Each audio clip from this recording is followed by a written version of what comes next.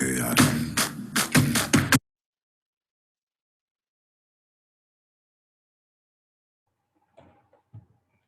Good evening, everyone. I'm excited to get Student Senate started tonight. So with that, I will call this meeting of Student Senate to order. We will forego the Pledge of Allegiance over Zoom. So instead, I will turn it over to Maggie to do first roll call. Good evening, everyone. I'm so excited to see you all. Atchison. Here. Booth. Here. Brown Alex. Brown Madison. Bruce.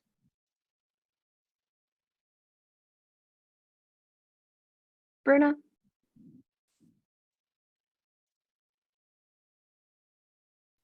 Burke. Here. Thank you. Carlson. Here. Carr. Here. Clements. Here. Colburn. Here. Cox. Croslow. Thank you. De Santiago. Diaz de Leon. Here. Dillevue. Here. Frederick. Here. Garrett.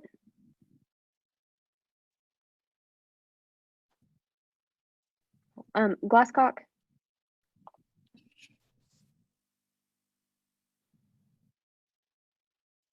Grills. Here. Grolms. Sorry, Here. Grolmus. Hamlin. Here. Harmon. Here. Hernandez. Hutchings. Here. Johnson. Kidd.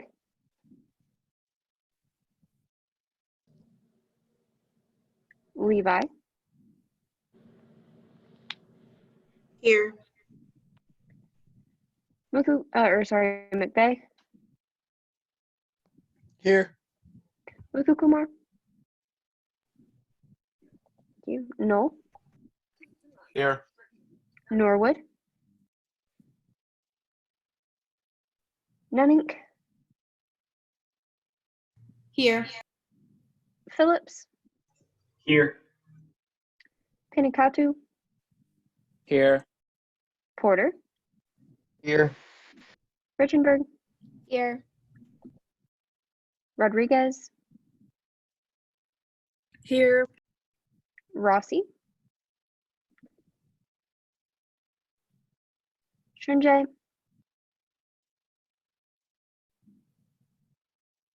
Snyder Ben.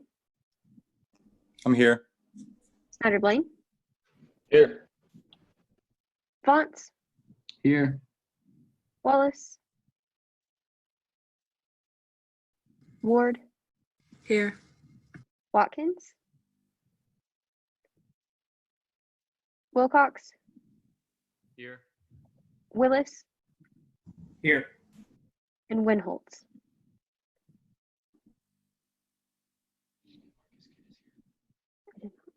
Okay. Caucus Leader Kidd, I have you present. Anyone else who I missed in the chat or whose name? Okay. Senator Shunjay, I see you. And Senator Glasscock, I see you. Okay. With that, we have 35 senators present for first roll call. Thank you all very much. Thanks so much, Maggie, for getting that taken care of for us. With that, we'll move into our first open period. Our first open period speaker tonight is Dr. Carrie Keller, who's the Executive Director for the K-State Career Center. So Dr. Keller, you have the floor. Thank you very much. I appreciate the time to briefly address you all. Speaker, am I able to share my screen? Is that okay? We actually, for security. That's okay. I'll be just fine. No worries. Just this opportunity to get in front of you all is in front of you. What strange times we are in. I mean, I am with you and yet not really with you all. Miss seeing all of our students across campus in our traditional ways, but the Career Center, like many other student life areas and academic areas, are doing our best to still make opportunities available for you all. I have been in career services now for over 30 years. This is not like anything I have ever experienced after having been through several recessions and some other challenging times. Global pandemic has just impacted every single area of our university life in so many different kinds of ways. I bring you, though, tonight maybe one little shred of some additional tradition that I hope that you all will take advantage of and that I hope you will help spread among your networks. We will be having our annual all-university career fair next week. Due to the circumstances, it will all be online, and so I am so sad that I won't get to see a lot of you all dressed up in those snazzy professional outfits and traipsing all over Bramlage Coliseum. But I got to tell you, I am very hopeful that this online format may actually work for some of our students in some actually even better kinds of ways and hopefully more convenient for your schedules. You're going to be able to drop in on the through Handshake, and what we keep kind of saying is even ditch the lines that there used to be there traditionally are at Bramlage Coliseum. With the online format through the Handshake system, you should be able to sign up in advance, which we are encouraging students to do.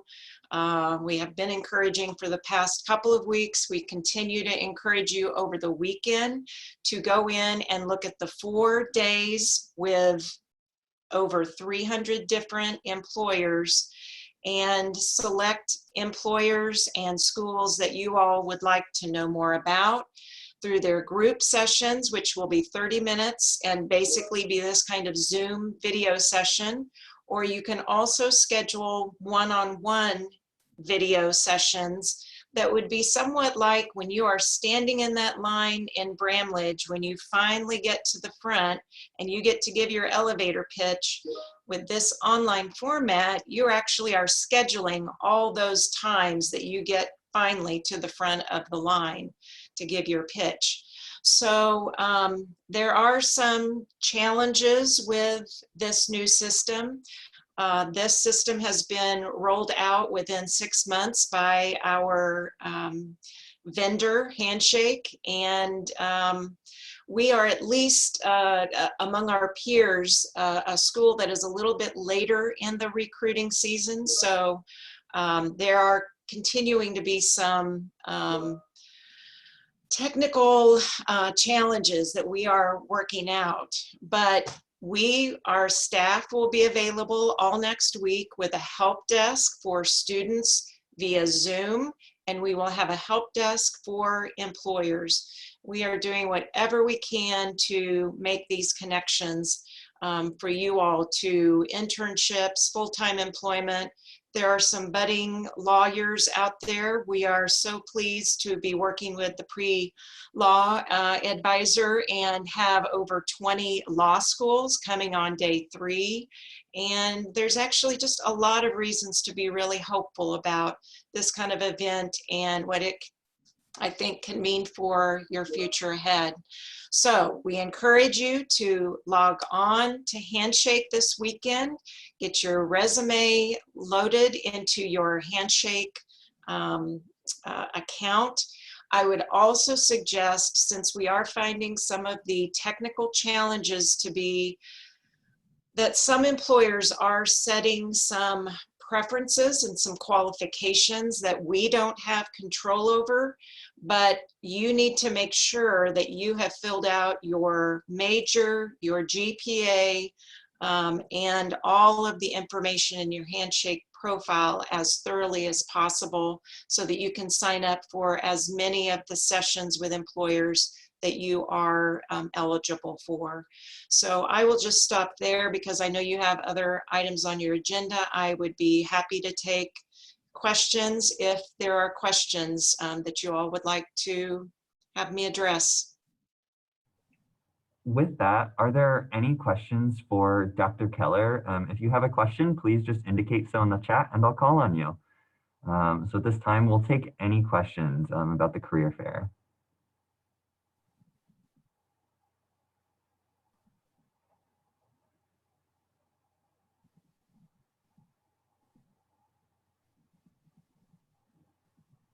Caucus Leader Phillips. Yeah, thank you so much for coming in. Just kind of a really quick question.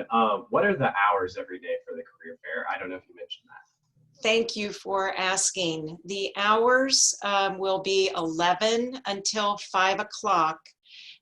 Traditionally, we have had at Bramlage our hours as 11 to 4, but since we are saving some of our employers on travel and so forth, we did extend it to 5 o'clock so that it could better accommodate some of the availability for you all.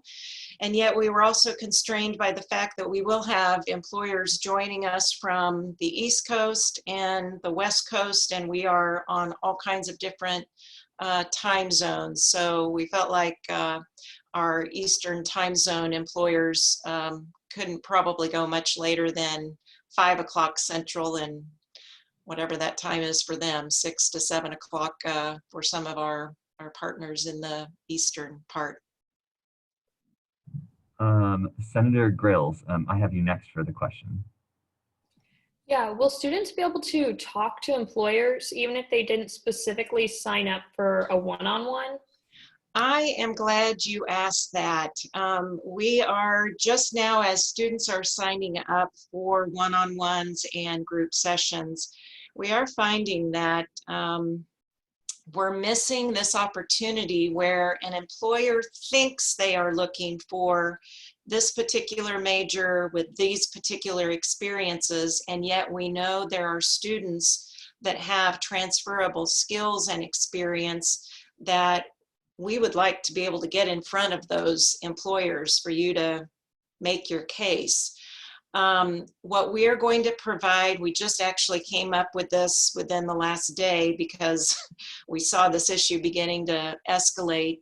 We will have a drop box that we will collect resumes that if you are for some reason not able to connect with an employer due to their qualifications, we will submit those application materials on your behalf. You can also use your Handshake account to directly contact employers if they are providing their contact information. And we're finding that many of our recruiters may have just one person across the company that they designate as their contact. So that's not always possible. So please come see visit our help desk for students any day of the week next week, and we will do what we can to continue to get you in front of employers. And Thank then you so much. next for questions, I have Chair Colburn. You have the floor. Yeah, hi, Dr. Keller. It's great to see Hi, you again. good to see you. I guess clearly being online is a pretty different scenario than most students are used to, especially for the career fair. What quick advice would you have for a student when engaging with an employer or representative in an online session? Right. So one of the first things is that, and I think Lily and Chair Colburn, I should say, you have a nice background there that's uncluttered and has a nice setting behind you.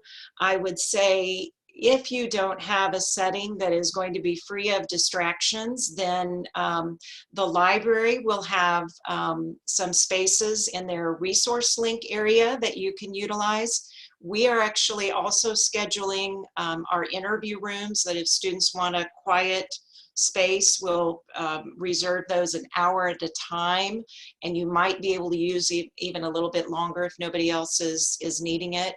I know business and engineering also have rooms, so I would just look for a nice, quiet, free of distraction space. You don't want your cat walking across your keyboard, and you know that roommate that is great at cooking dinner but walks around in, you know, less than the kind of attire that you want your future employer to see. So you want a nice, quiet, free of distraction space. I think the other thing is just you've got to be able to continue to think about how to convey your enthusiasm, your spirit through video. And so feel free to, you know, think about your voice tone and how you can project that, how you can still, as I am, using your hands, if that's what you need to do that as well. Because we know that your body language and your voice tone will override anything you say, such as if I was to say, I'm really glad to be here today. You're not going to be convinced of that if I'm not showing you that. So there's a couple of quick tips. Thank you. Thanks. Are there any other questions for Dr. Keller at this time?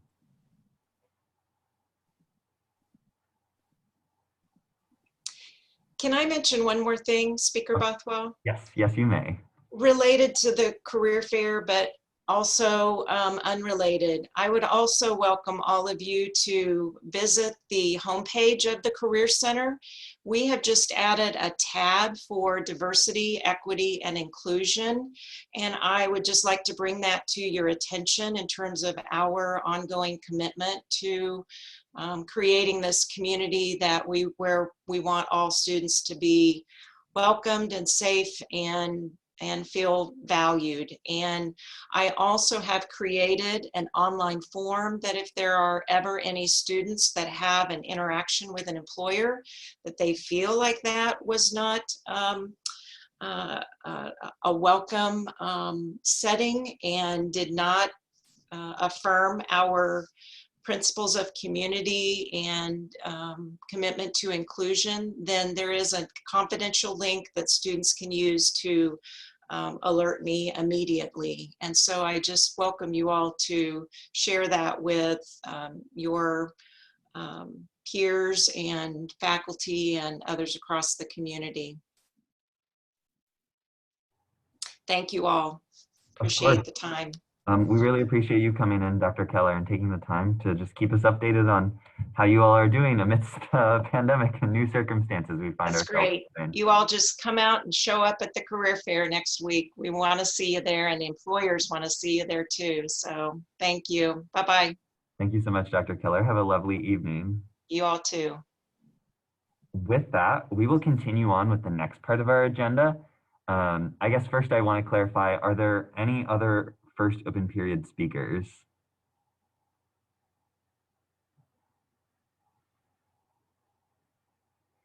Seeing none, next on our agenda, we have approval of the minutes. The minutes were distributed last Friday, the day after Student Senate. Are there any questions or corrections on those?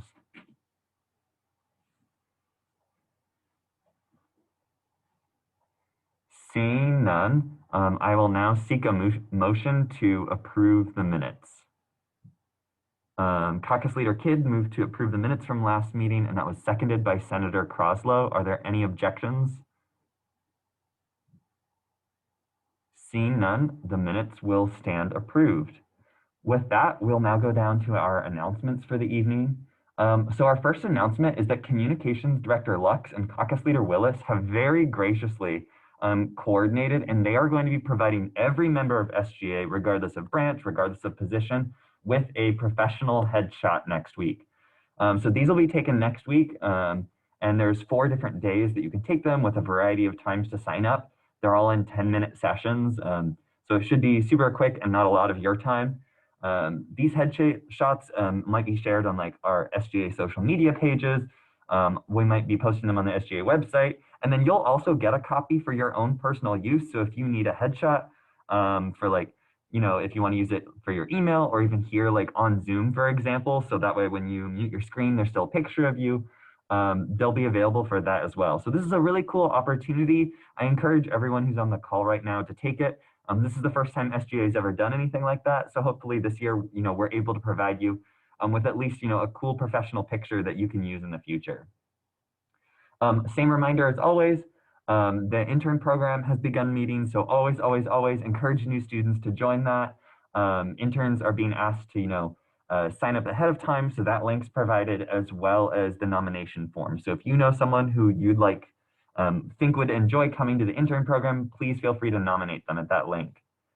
Another link that I want to make sure everyone has is that the Code of Conduct Review Committee is asking for your direct feedback about the Code of Conduct. This has been a part of a big project that they're undertaking right now as we begin to rework our Code of Conduct this year.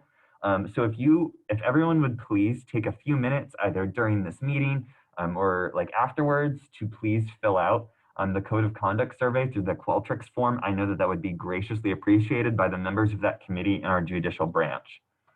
Next up, proxies for the week are Bruce for Hurd, Carlson for Gallardo, Grills for Fox, Gromez for McKee, Rodriguez for Jambunathan, and then I have 2 others. I have Diaz de Leon for Brummett and Atchison for Manners that came in today. Next announcement is that the SGA Member of the Week is Senator and Graduate Student Council Liaison Billy Croslow. Senator Croslow has already drafted and written a bill to expand the SGA elections voting time so more students will have opportunities to vote in our election. He's additionally been working hard at filling some of the vacant student senate seats for the graduate school. So your hard work and initiative is appreciated by all of us. So can we get some like reaction GIFs for Senator Croslow if people want to applaud? Thanks so much for all the work that you do. You can see upcoming events on the calendar, and then our quote of the week is, "There is no comfort in the growth zone and no growth in the comfort zone." That's from Jocko Willink, who's an author and former U.S. naval officer. With that, we will now move into commendations for the week. We do have one commendation, Resolution 17. Is there a motion to consider that resolution? Moved by Caucus Leader Carlson, seconded by Senator Levi. So with that, we will now consider Resolution 17. Will the author please come forward?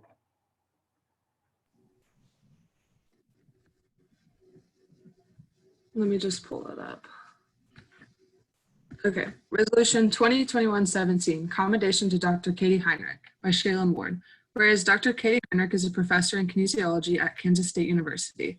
Whereas Dr. Katie Heinrich was recently named a fellow in the American College of Sports Medicine.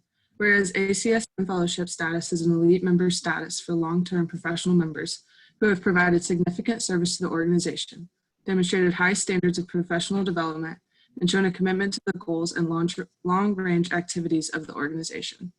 Whereas Dr. Katie Heinrich has published over 70 peer-reviewed manuscripts, given over 57 scientific conference presentations, and received over $3.4 million in research funding.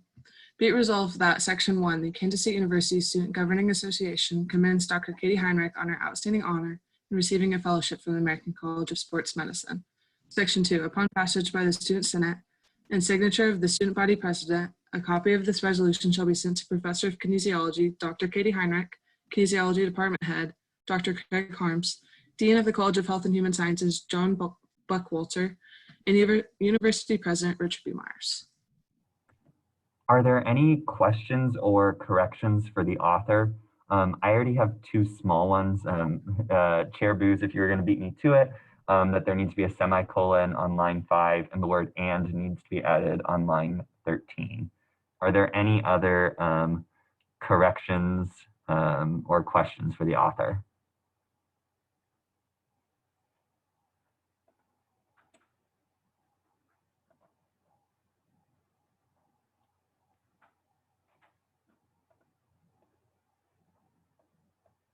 Seeing none, is there a resolution to unanimously approve? Is there a motion to unanimously approve Resolution 17?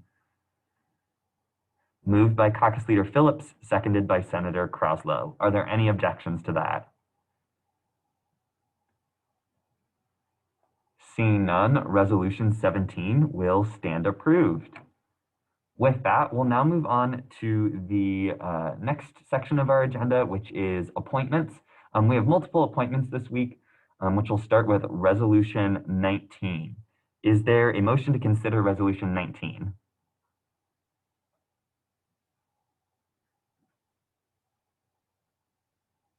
Moved by Chair Booz, seconded by Caucus Leader Kidd. With that, we'll now consider Resolution 19, and the author is me, so I'll read this one. Resolution 2021-19, approval of the 2020 to 2021 SGA Elections Commissioner by Nathan Bothwell, Ashton Hess, and Tel Whitmer.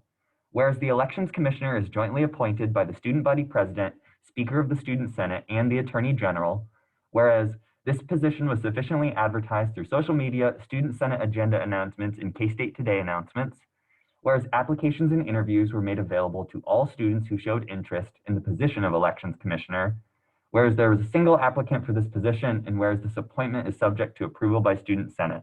Be it resolved that Section 1, Trey Coleman be approved to serve as the Elections Commissioner for the 2020 to 2021 term. With that, are there any questions or corrections for me on this resolution?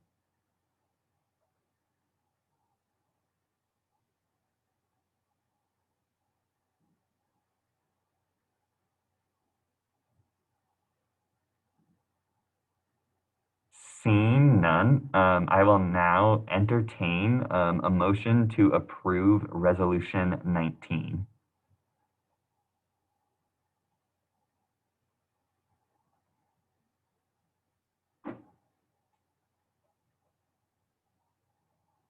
Moved by Caucus Leader Phillips, seconded by Senator Ward. Are there any objections to approving Resolution 19?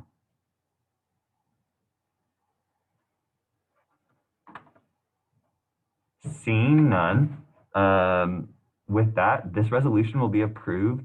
Trey, if you are on the call right now, if you would like to unmute your camera and then raise your right hand, we will get you sworn in right now. I didn't realize we were also going to be doing the whole right hand swearing in as well, but here we go. Yeah, no, you're all good. With that, just at the end, say I do. So I do solemnly swear that I will faithfully execute the office of Elections Commissioner and will, to the best of my ability, preserve, protect, and defend the Constitution of the Kansas State University Student Governing Association. I do. Congratulations, Trey. Everyone, if you want to congratulate our new Elections Commissioner for the year, Trey Coleman. If we can get some little reaction GIFs throughout the chat. Congratulations, Trey.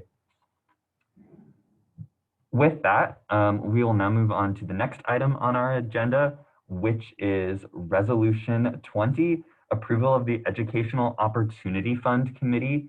Is there a motion to consider Resolution 20?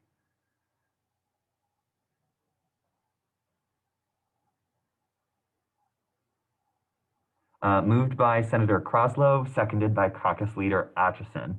With that, will the author of Resolution 20 please come forward?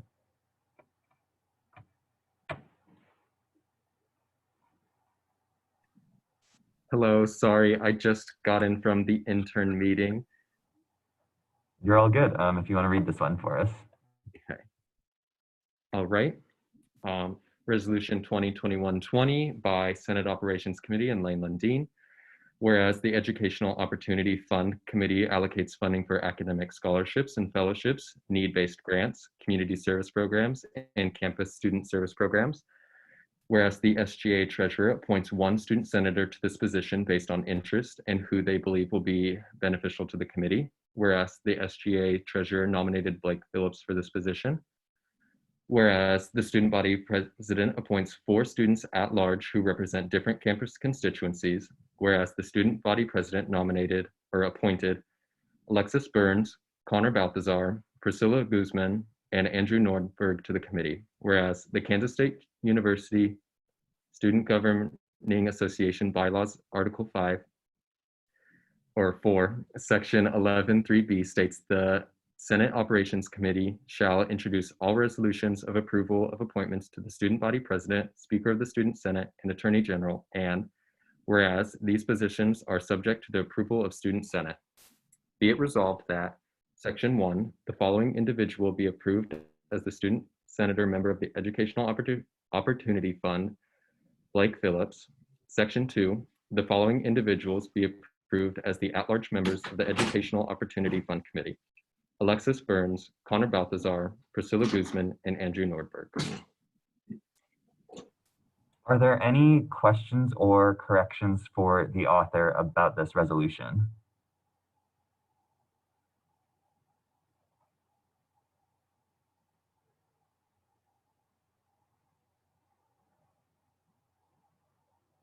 Seeing none, is there a motion to unanimously approve Resolution 20?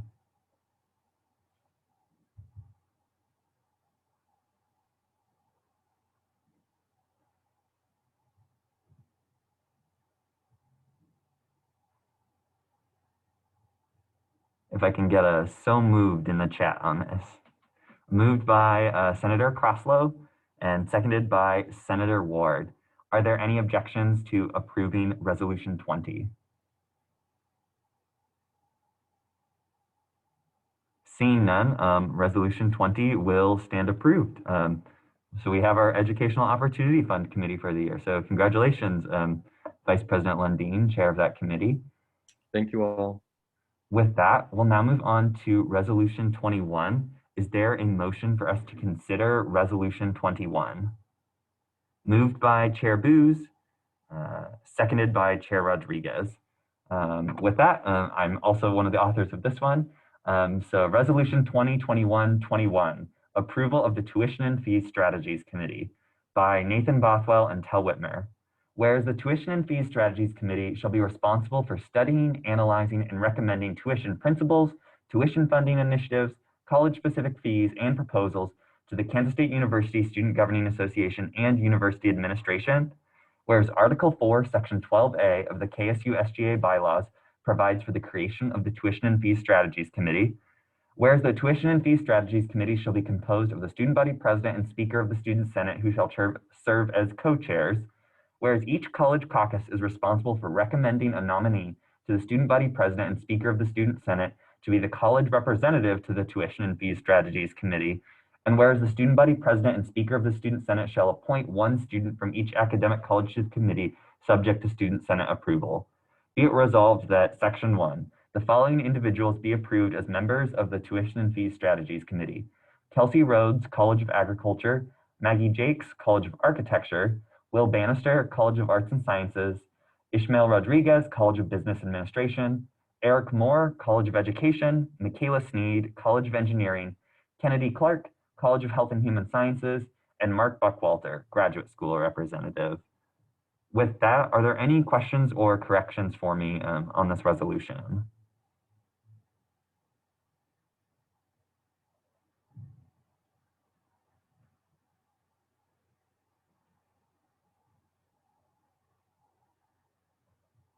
Seeing none, is there a motion to approve Resolution 21 unanimously?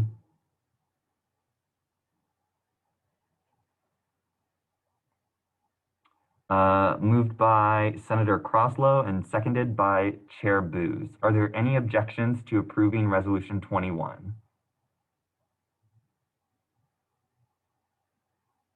Seeing none, Resolution 21 will stand approved. We now have a TFSC committee this year, so that's really exciting. With that, we'll now continue on with our agenda for the evening. So we will now move into committee reports for this evening. Are there any committee chairs who would like to give a report tonight? Chair Booz, you have the floor. Hello, everyone.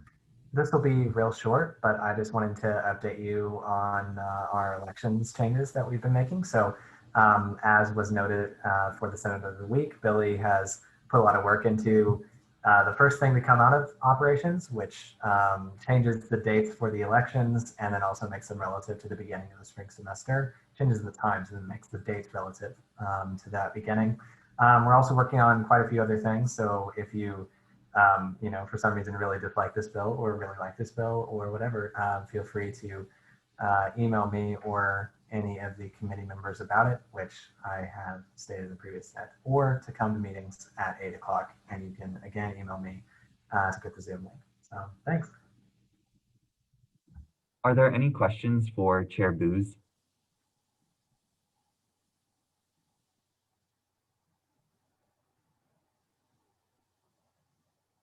Seeing none, next up I have Chair Rodriguez. You have the floor.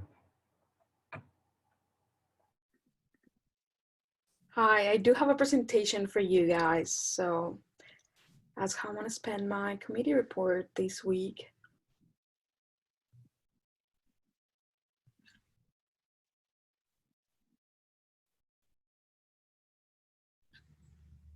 Okay, so Bill 2021, the amendments to the KSU-SJ status concerning the recording of a land acknowledgement bill is passing tonight, and I just wanted to give you a little bit more background about land acknowledgements and how we came up to the end result of the bill. Yeah. So first I wanted to tell you about the importance of writing land acknowledgements and why they are being more popular nowadays and why they mean so much to the community. It's a way of acknowledging the dispossession of native lands and make us confront the past by allowing us to correct the stories and practices that erase Indigenous people's history. While doing some research, I realized that a lot of people don't know how to feel or react to a land acknowledgement. So I wanted to give you a couple of pointers on how to listen to a land acknowledgement. Once you read it, you hear it, you're going to address your thoughts, find a way that your personal biases are contributing to the way that you're feeling, and it's going to be uncomfortable. So be aware of that. Know that that's the way that you're growing. That's the way that you know that something's different. And that's the only way that we can keep moving forward. I wanted to give you a little history in how we came to our final bill. So after it entered the Senate floor and that was referred back to DI, we decided to hold it in committee for a couple more weeks. We gathered different feedback from faculty.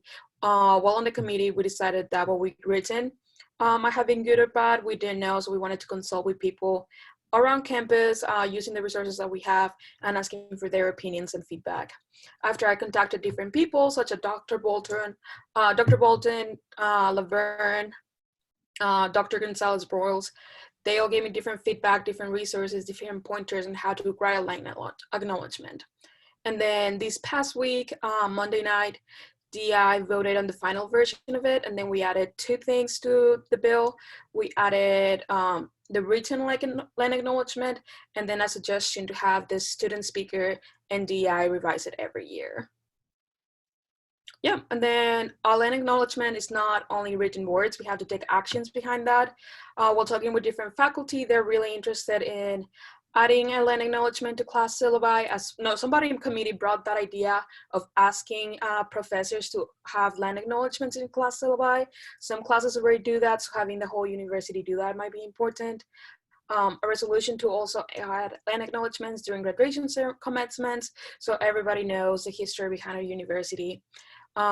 Besides that, we can also always support Indigenous organizations and movements and encourage others to do as well. And then we're all learning. I learned a lot during this process, so I invite all of you to keep learning as well. And then some things to remember: growing is uncomfortable, be aware of your biases, and create awareness around you. Yeah, there's some of the resources that I utilize and that different faculty gave me. So if you guys are interested in reading anything that I read, just let me know and I'll send those your way. Thank you. Are there any questions for Chair Rodriguez about her report?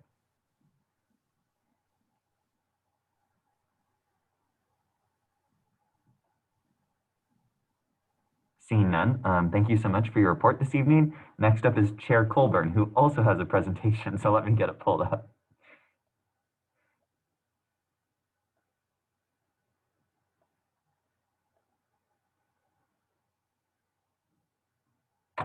Lily, you have the floor. All right, hi everyone. For those of you who don't know me yet, my name is Lily Colburn. I'm the chair of the Governmental Relations Committee this year. So one thing that GR does every single year is spend a lot of time focusing on elections and all of the things that come with that as college campuses. So Andrew Booz kind of started, Chair Booz kind of started that process off for us. We've already had some of these conversations in Senate about elections, encouraging students to vote and encouraging students to become educated about the different candidates. So one big piece that is here year after year is National Voter Registration Day. So it has come upon us really quick. It is going to be on September 22nd. That is this upcoming Tuesday, so just a few days away. So I've just got this presentation here to educate us a little bit about what's going to be happening and some of my asks for you all. So first, Nathan, can you switch the slide? Are you registered to vote? I think some of us have a memory of not maybe everyone in this chamber is registered to vote. So if you aren't registered to vote, I encourage you to, at this moment, go to ksvotes.org. It takes under 5 minutes to check your registration and become registered to vote if you aren't already. So this is a great graphic. We're going to be sharing it with everyone. And, you know, it's really easy to send people to ksvotes.org, easy to remember, easy to type in. So just a little self-check. Are you registered? If you are registered, where are you registered? Are you registered back home? Are you registered in a different state? Would you like to be registered here in Manhattan? Those are all things that you can check on ksvotes.org if you're registered in Kansas. If you're registered in another state, you can check that at vote.org. But this is a great resource for all Kansas students. And Nathan, if you can go to the next slide. So GR is partnering with Wildcats Vote this year. It's an ISO started by Haley Spellman, a former governmental relations chair who many of you probably know. So Wildcats Vote this year, they have kind of these tiered lists of engagement and tiered lists of commitments. We want every single student and every single student organization to be at tier 1 at a minimum, right? So this is a low commitment. So we have a low commitment to getting students registered and getting students ready to vote. So we want to share resources that encourage people to vote and register. We want to post on social media about National Voter Registration Day. And we, of course, want to make sure that we're including traditionally low propensity voters in this voting process. And then we have an engaged tier and a challenge tier. So are we making sure that every person has a voting plan? Are we making sure that people are posting constantly, not just on voter registration day, about getting people registered and encouraging people to vote? So right now, I'm going to share with you all how we can all get to tier 1, both as SGA and in our many organizations that all of us are a part of. So next. How can I get my organization involved? So you might be involved here in Senate, you might be involved in a living organization, you might be involved in an ambassadors group, or so many different roles that I know we all play. So the first question, ask yourself, are you the member of an organization? So maybe you don't hold a position or a title in that organization, but you're a member. So at that point, I would encourage you to ask someone in a position that can communicate with your whole organization to send out information about National Voter Registration Day. So I have this lovely form email that you can read nicely on this presentation. I can also send this to you. I don't expect you to just be typing this out while I'm talking here. So I've made it really easy. I've already written something for you. You can write your own message to your presidents, your communications directors, whoever that is in your organizations. You can write them your own ask, or you can just copy and paste this in something that I'll send out to you all later. But maybe you're more than an organization member. Maybe you're the president. Maybe you're the person in charge of communications. This is what I would like you to send out to your organization. So if you have that ability, whether it's in a GroupMe, whether an email listserv, social media accounts, whatever it is, to send this out to all of the members of your organization, I would encourage you to do this on Tuesday. So this is our little graphic that has the QR code and the information students need to be registered to vote. And with this little blurb, so today is National Voter Registration Day. We encourage all who are eligible to register to vote, check and update your registration if necessary, learn how to request an advance or absentee ballot, and create a plan to vote by November 3rd. So you can do all of this at ksvotes.org. So if you're just a member and you're requesting that someone send out an announcement from your organization, then you can send them the request and send them this announcement. So making it easy for everyone at every step of the way is going to be the way forward. So my last slide here is just going to be, oh, perfect. Thanks, Nathan. So you can stay tuned for more tips how to increase your campus commitment to voting. We're going to get people engaged and we're going to challenge people. But right now we're focused on National Voter Registration Day. So I'm here to answer any questions. I'll probably plan to just send this out to everyone, the requests, like the announcements and the request templates. But if anyone has any specific questions, I'm happy to answer them. Are there any questions for Chair Colburn about her presentation? I would just also like to quickly add, because I didn't explicitly say this, we're not doing a wide scale in-person tabling drive this year. So I won't be asking anyone to sign up to work a table at the union or the engineering building or anything. This is our ask. So giving you the gift of freedom and the gift of health, or like freedom of time and health by not making you all interact with lots of people, but still I hope we're going to register hundreds of people. It looks like Senator Levi, you have the floor for your question. Come on now. Okay, my computer's being finicky.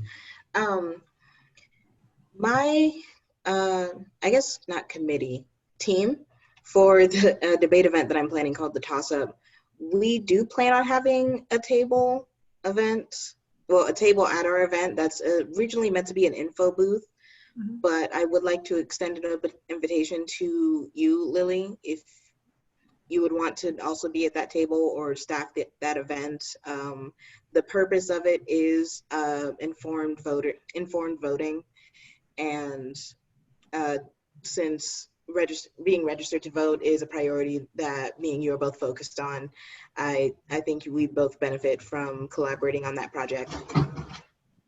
Yes, I've been meaning to get in contact with you about that, so I would love to. I'll email you this, or I'll email you after this, Senator Levi. And remind me, is there a day set for that? Yes, it actually just got moved from October 23rd to the 22nd, just because there's less conflicts on Thursdays. Perfect. Yeah. So just also information for everyone, the deadline to vote in Kansas, the deadline to register to vote in Kansas is October 13th. So we're going to have pushes all up until October 13th, but of course, you can always register people after the fact, and you're still able to request an advance absentee mail-in, whatever we're calling it these days, ballot up until like the 22nd or the 27th. So that's great. We'll kind of sneak in there for that deadline as well. It looks like Senator Bruce has a point of information. If you have something to like add, you feel free to go now. Okay, yeah, I just wanted to say that K-State or KSU-BSU, our meeting is coming up this Tuesday, and it's about voter registration. So I think that I'm being active in the mission that you have set out. And there is an organization on campus called Lupe. I can't remember the acronym exactly, but BSU and Lupe are working together to try to find some kind of COVID-19 friendly way to register more voters, and in particular the Black and Brown registered voters who have really no incentive to vote due to like historically just not feeling incentivized to vote. So we're trying to work together to like bridge that gap and like kind of like be the catalyst for that change. So I love the presentation that you had today, Lily. Thanks. Yeah, thanks so much for bringing that up, Kara. We were initially working with Wildcats Vote kind of as our coordinator for campus efforts. I think some of that is shifting a little bit, so we'll be taking more of that on. So I'd be happy to work with you, and hopefully Wildcats Votes has reached out to you all, and I can make that connection as well, just so that we're all kind of clued in and working together on some of those efforts into, coming up with ways to get people to vote is really difficult when you can't just like look at them and say register and vote. So I'm with you there, and thanks for the information. Yeah, thank you. Are there any further points of information, questions, comments at all for Chair Colburn?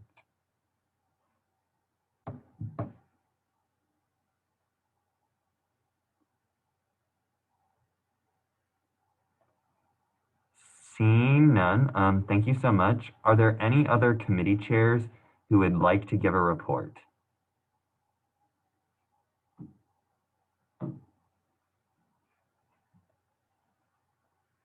Seeing none, we will now move into directors' reports for this evening. Are there any directors who would like to give a report?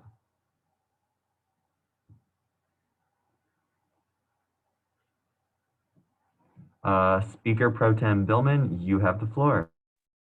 Hi everyone.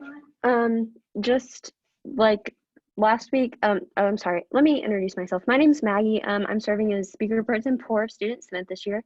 Very excited to see you all tonight. Just like last week, I will be sending out a link to a Google form for the Senate shoutouts that will be read during second open period. Just a quick reminder to like keep those respectful, fun, lighthearted, and just overall in an encouraging attitude. So we had like 12 last week, so let's try to bump it up this week. I'll send that link in the chat in just a sec. Thanks, everyone. Are there any questions for Speaker Pro Tem Billman?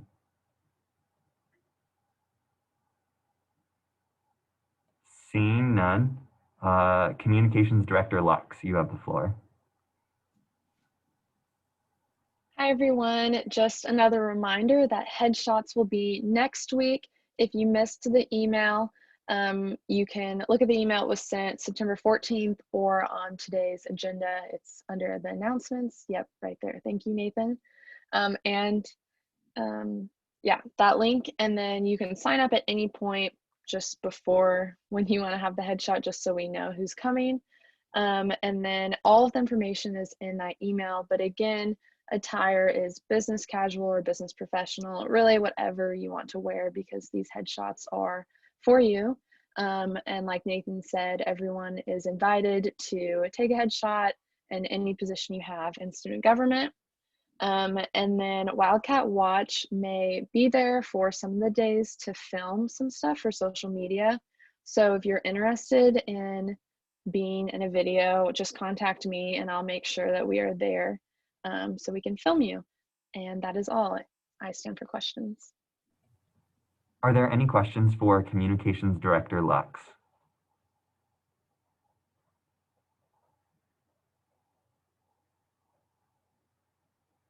Seeing none, thank you so much, Marissa. Are there any other directors who would like to give a report?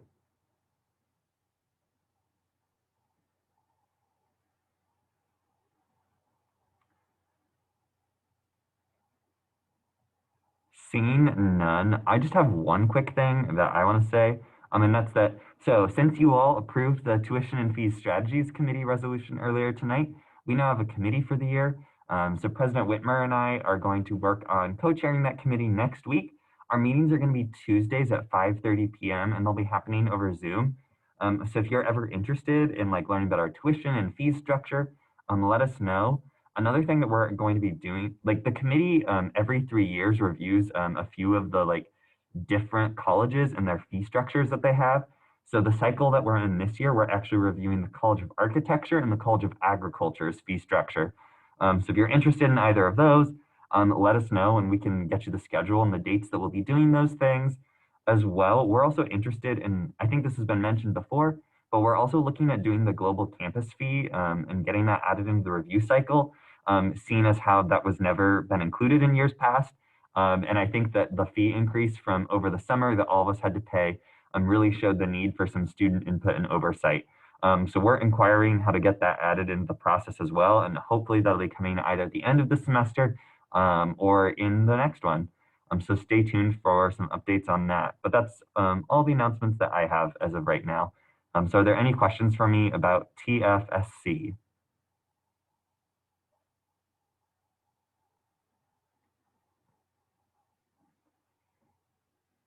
Seeing none, we'll now continue on with our agenda. So since we have no director's reports, we don't have anything scheduled for college caucus time tonight and no minor allocations, but we do have one bill in final action, Bill 6, which is the amendments to statutes concerning the rating of a land acknowledgement. This was voted favorably out of the Diversity, Equity, and Inclusion Committee by a vote of 9-0 to 0. So with that, Will the author of this bill please come forward?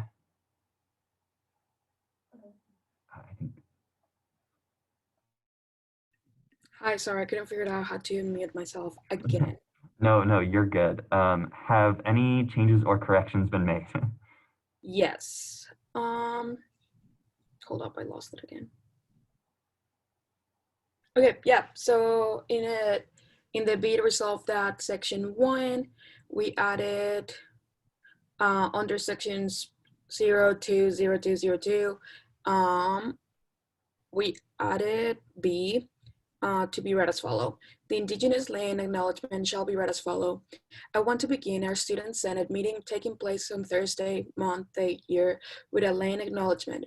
We recognize that Kansas State University, as the first land-grant institution, stands on the ancestral lands of the Kaw people. Our state of Kansas is a home of 4 federally recognized Native nations, the Iowa, Kickapoo, Prairie Band Potawatomi, and Second Fox. We most remember that the land serving as a foundation for this institution was and still is stolen land acquired by white settlers. We pledge our commitment to creating the colonized spaces of the university while advocating for the support and future success of the Indigenous faculty, staff, and students at K-State. And then after that, we added section 3. KSU-SGA directs the Speaker of Student Senate and Diversity, Equity, and Inclusion Committee to revisit the Indigenous Land Acknowledgement at the beginning of each term to discuss any updates and revisions for accuracy. So now I stand for questions. Well, so you can actually, debate, that was just the changes, so you can have your first right to debate right now as well. Yes, so for this bill, we consulted different faculty, as I mentioned in my report. We gathered really good feedback. They were all really proud of us for having this initiative. They share a lot of resources with me. They mentioned how they also wanted to ask their deans to do this during graduation ceremonies.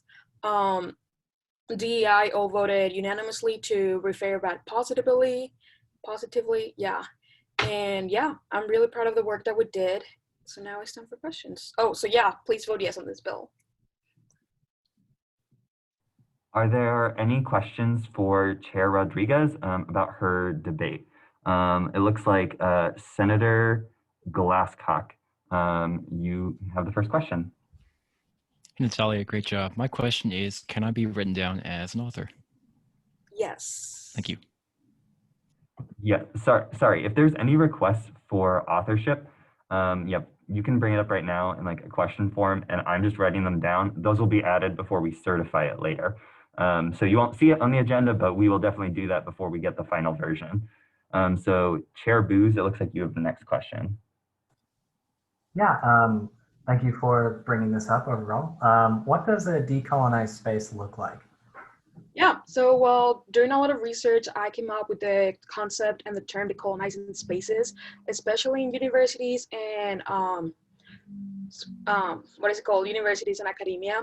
Decolonized spaces means to advocate for not having names of people that help aided in the fact of stealing lands, selling those lands. So making sure that those names are removed and they're not or make sure that those are not happening again, as it means that the trauma and the harm that we have done or that it has been done can be moved on and acknowledged.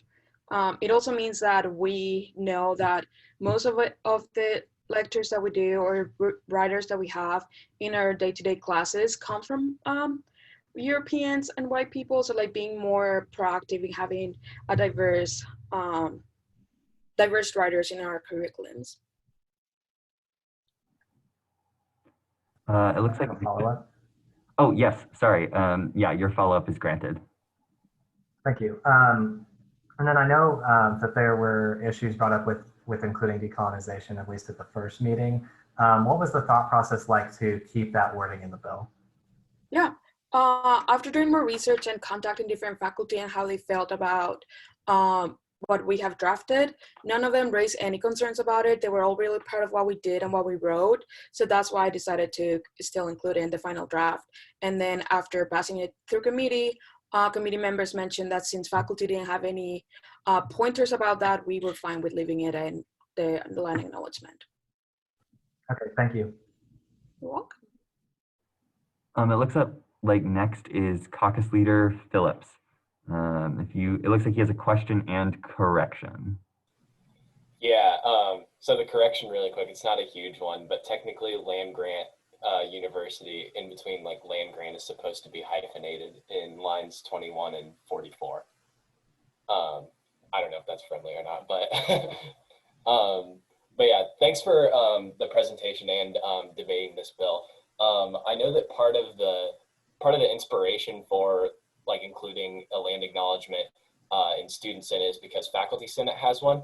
I was just curious as to basically how similar and different this potential land acknowledgement and Faculty Senates are, and if they're different in what ways.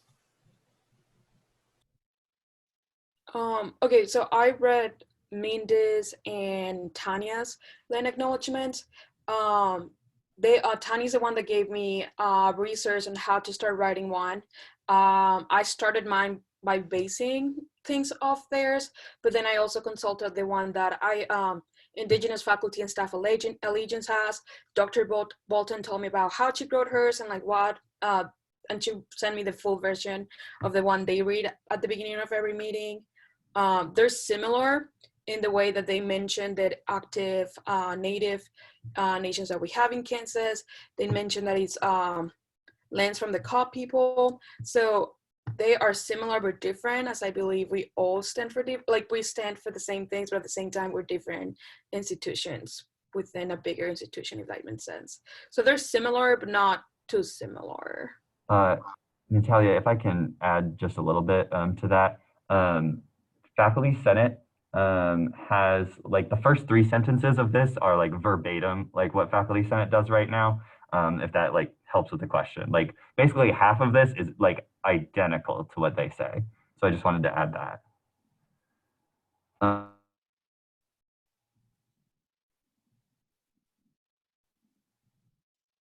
Sorry, I was muted. President Whitmer, you have the next question. Thanks. Natalia, thank you. And thank you for to the DEI committee for putting in the work on this bill. I just have a clarification question on line 48. Just curious what the reasoning behind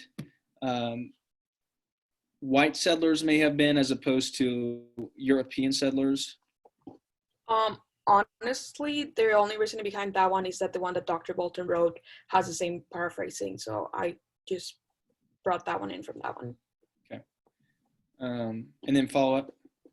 Granted. Was the committee able, I know you talked to various faculty members, was the committee able to talk to any people with direct heritage to these indigenous populations by chance?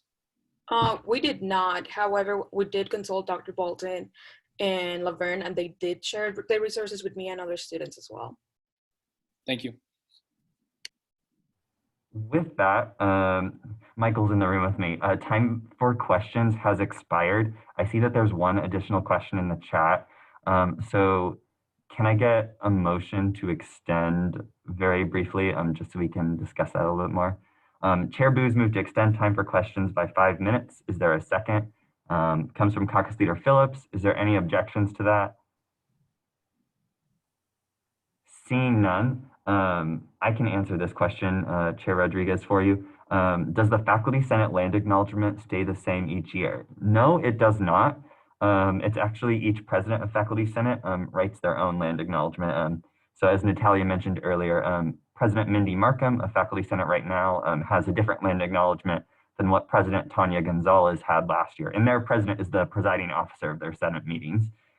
So each one of them has written a different land acknowledgement for the time that they're in office. Yes, if that helps, Chair Colburn. Are there any further questions for the speaker at this time?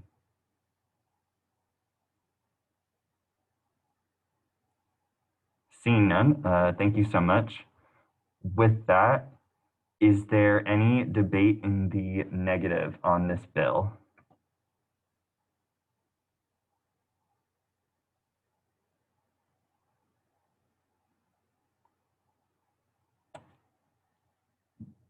Is there any more debate in the positive on this bill?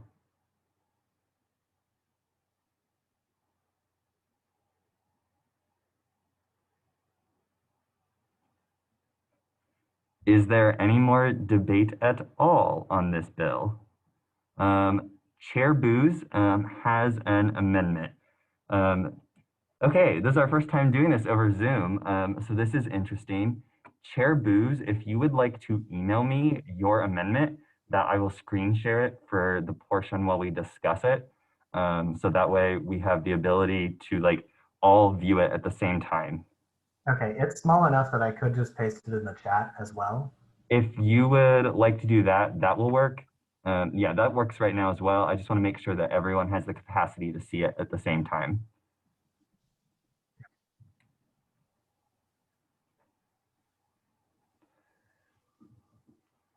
So it looks like Chair Booz's amendment is to strike the phrase creating decolonized spaces at the university while on line 49.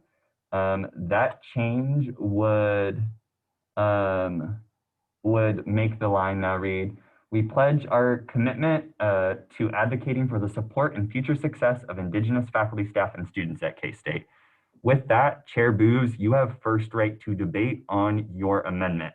So just to be clear right now, everyone, we are debating this specific amendment now that Chair Booz has proposed. We are not debating the whole bill overall. We're debating specifically the motion that's on the floor that's pasted in the chat right now, just so everyone can keep track of where we are in the meeting. So Chair Booz, you have first right to debate on your amendment. Yeah, thank you, Speaker Bothwell. I want to start by just saying that anytime I speak on something that is in this similar area of legislation, I get nervous. And so when I emailed, but really it was Speaker Bothwell and Speaker Pro Tem Billman, and then they passed my concerns along to Chair Rodriguez.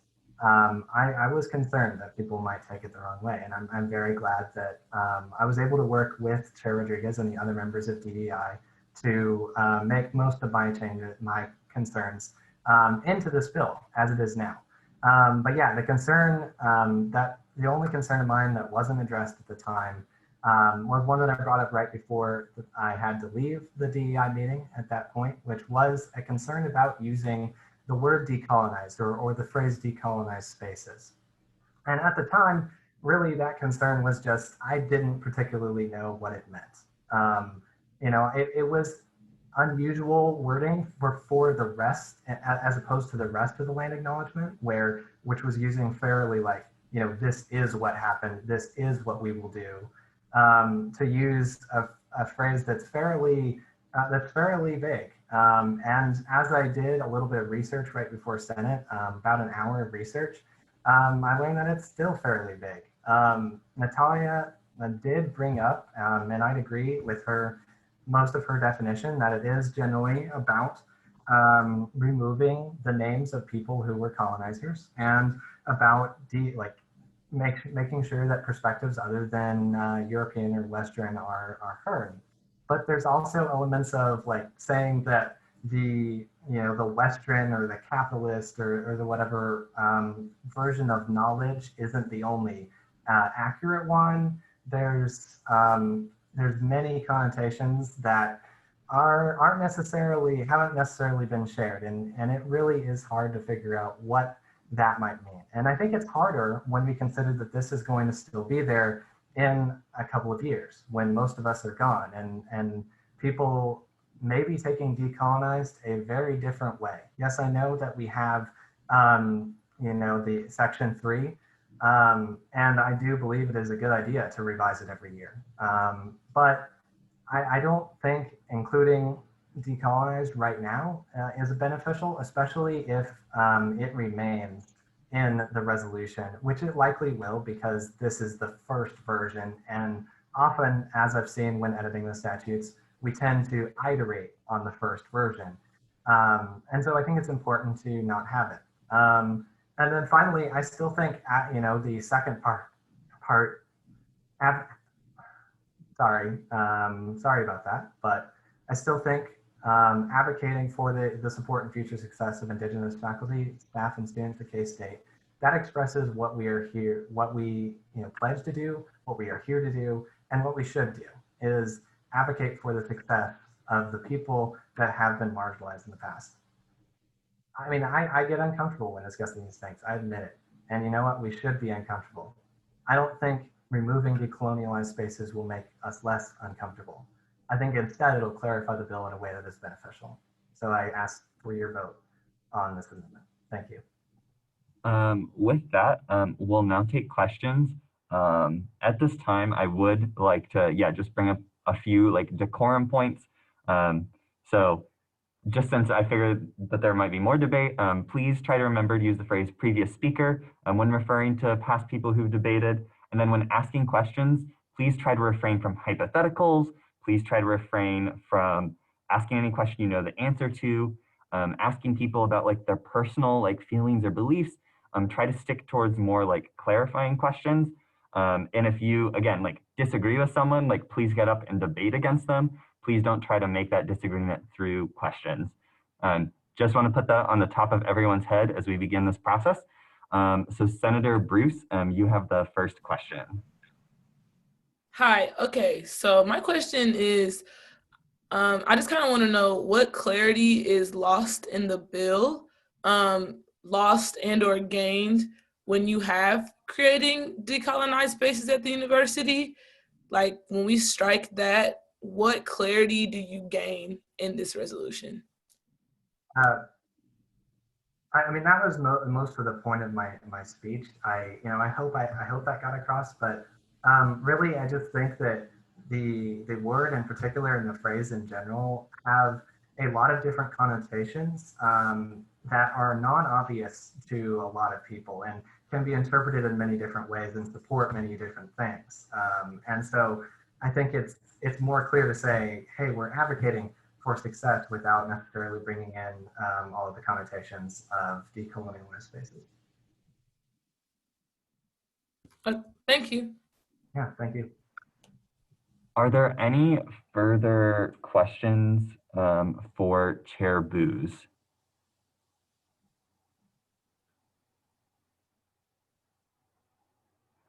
Chair Colburn. Hi, yeah, Andrew. I just wanted to clarify, like, what problems did you have with the lack of specificity, or actually, no, that's not the true question I want to ask. The true question is, like, is there a word that you think would be more specific than decolonize that you would like to see added, or do you like it how it is with that struck out? I guess that's asking his opinion. I mean, I will answer that. The reason that I struck it entirely out was I wasn't sure what decolonize, like what single thing you'd replace it with.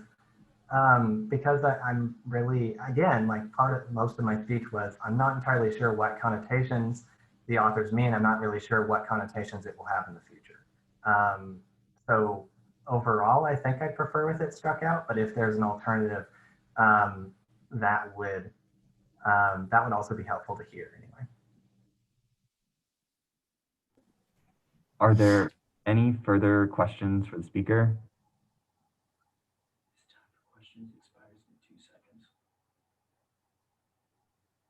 Seeing none, it looks like I have one debate in the positive still remaining. Is there any debate? So sorry, this would be debate in the positive on this amendment. So to strike out the thing, just to make sure everyone's clear where we are. So is there any debate in the negative on this amendment? So if you have debate in the negative, you want to keep that line in the thing. So yeah, just trying to make sure everything's clear right now. Senator Bruce, it looks like you have negative debate. Okay, sorry. Yeah, I'm trying to make sure that I keep track of everything. So Senator Levi, you'll have the floor, but it looks like Chair Brown has a point of information question for me that I want to answer first. So Chair Brown, what's your question? Well, this might not be a point of information question for Nathan, and if this is like the wrong time to ask this, please let me know. I'm still kind of confused on like what decolonized spaces means. I think that would be an excellent question for someone who is debating in the negative right now, who's advocating to keep it, to maybe answer. Okay. That's probably where I would try to frame this right now. So I would maybe save your question for then. Okay. So with that, Senator Levi, you were first on the list for debate. So you now have the floor to debate in the negative on the amendment. I'm going to try to make sure that we're really clear where we are right now. So you have the floor. All right. Oh, my hair's sticking straight up. So just because a lot of the discussion that's taken place today reminds me very much of the concerns we had when we first saw this land acknowledgement bill, I just wanted to state in regards to striking the comment pertaining to decolonized spaces, we should refer to our previous speaker, Rodriguez, who notes that decolonized, while it may have this vague connotation, I believe that's also meant to be a word that carries fluidity. If there were to be a range of effect that the Student Governing Association could have, and the bottom of that range would be advocacy, as in speaking in the positive terms and trying to create a better atmosphere and things of that nature. Advocacy is like the bare minimum of what we can do in regards to what the land acknowledgement is acknowledging. And then decolonized, I feel like a lot of people are thinking it means something very drastic in terms that it's not something that we have the power to do. But I think that phrasing is important to the context of this bill, because if we stop at advocacy, then we are limiting the purpose of this, the power of this, and just working with that. Because one of the main issues that we had with this bill the first time around, and why it didn't pass, and why it was put back into consideration and was being evaluated by DEI in the first place, was because a lot of people were concerned it was just kind of us patting ourselves on the back saying we did something that doesn't actually do anything. That is the purpose of trying to create a decolonized space. That is the purpose of putting this in the syllabi for different classes aside from the ones who already have it, or in trying to make sure that we have a wider and more diverse range of authorship and in our pedagogy and in our teaching styles at K-State. Those are things that are not covered through mere advocacy. The decolonization is the call to action. So for that reason, I would like to keep that line in this bill. And I submit my time. Perfect. With that, are there any questions for Senator Levi?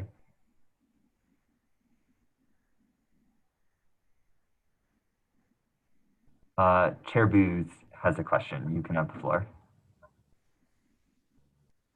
Yeah, hi, Senator Levi. Thank you for the debate. I just wanted to ask, what makes fluidity good? Okay, so, and I realize that's a very, very dangerous line, trying to talk about compare vagueness to fluidity. When you say vagueness, I believe that has, in the context of writing legislation, that has to have more to do with intent. If you are vague, it is coming from a place of uncertainty, as in you're not really sure what this is trying to build to. But with fluidity, it means this is something that we know what we're trying to build to, but we can't build straight to what our ultimate goal is just in this year alone, if that makes sense. Okay, thank you. Can I get a follow-up actually? Yes, that follow-up is granted. Yeah, so then what would the ultimate goal be? So when you think about K-State and what it's like to attend this school from a non-average or non-common perspective, that is the largest influence, the most influence factor when you consider what a decolonized space actually is. The elements that have been the most affected by the fact that this space is colonized are the things we're working to undo. And a really good example of that comes from previous speaker Rodriguez, noting things keeping the namesake of people who helped to colonize those spaces in an inappropriate and immoral way in the first place. So overall, we were trying to reach the point where right now we're acknowledging we have something that was obtained wrongfully, and we're trying to get to a place in the future where we can still acknowledge that it's part of our history, but it's a history that doesn't inform our present in a way that affects how we behave and think of those things. Okay, thank you. Are there any further questions for our speaker?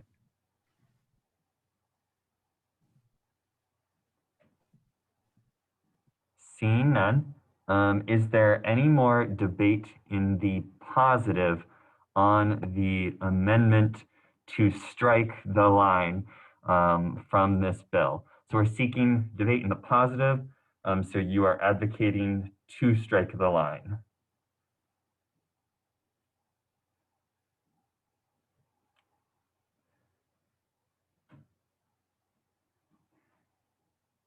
Seeing none, next up in debate for the negative, we have Senator Bruce. So Senator Bruce, you have the floor. Okay, before I begin, I want to commend previous speaker Booth for being bold enough to share his opinion on something like this. I know that given the current situations, it is harder to speak up about topics when we get to race and relations, especially in SGA, which is probably something that is not familiar. So I want to commend Chair Booth or previous speaker Booth on being confident enough to speak out, because we do need to have these conversations. And so what I want to talk about first is kind of the definition. So let's talk about denotation before connotation. Colonization is the action or process of settling among and establishing control over the indigenous people of an area. Okay, so decolonization is simply put the undoing of colonialism.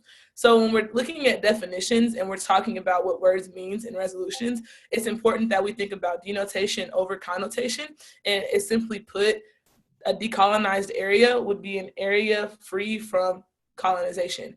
And so when I think about an area free from colonization, I think of an area, any area that's safe on campus in which indigenous peoples can meet freely and not have to worry about outside distractions, meet freely and can have conversations that can be had in private, because when you get to mixed company, sometimes it's harder to have important conversations about race and relations, because people take the connotations of words versus the denotation of words. So you can't have a lot of the conversations that you want to have with the people that look like you in areas in which you don't feel safe. So it's important for people to have areas on campus in which they feel safe in.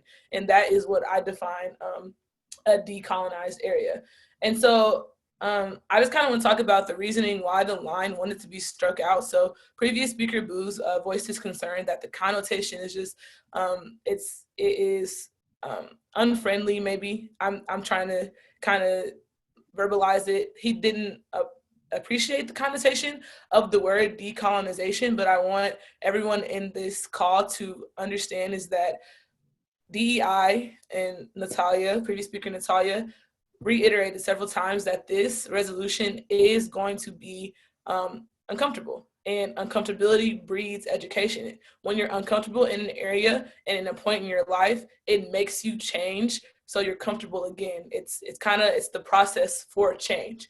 And so when you have powerful and important resolutions like the one present to you today on the floor, a lot of the words mentioned are words that we don't necessarily see daily in SGA, but that does not mean that we should not be seeing them daily in SGA.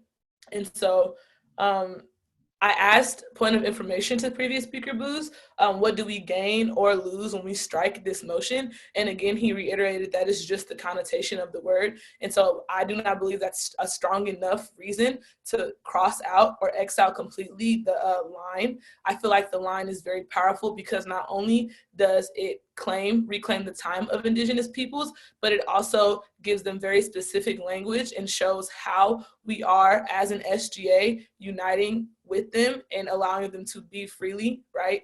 And so I think it's important that we include all of the language that the resolution requires because it made it to the final stages for a reason. It's been looked at several times. So we're at the point to where striking out lines and talking about diction inside of the resolution is over, like it's past that point. And we're now at the point to whether do we believe this is a morally okay bill, or do we believe that this bill is not morally okay? And so with that being said, I stand against the strike, against the line for those reasons, and I now stand open for questions. Are there any questions for Senator Bruce?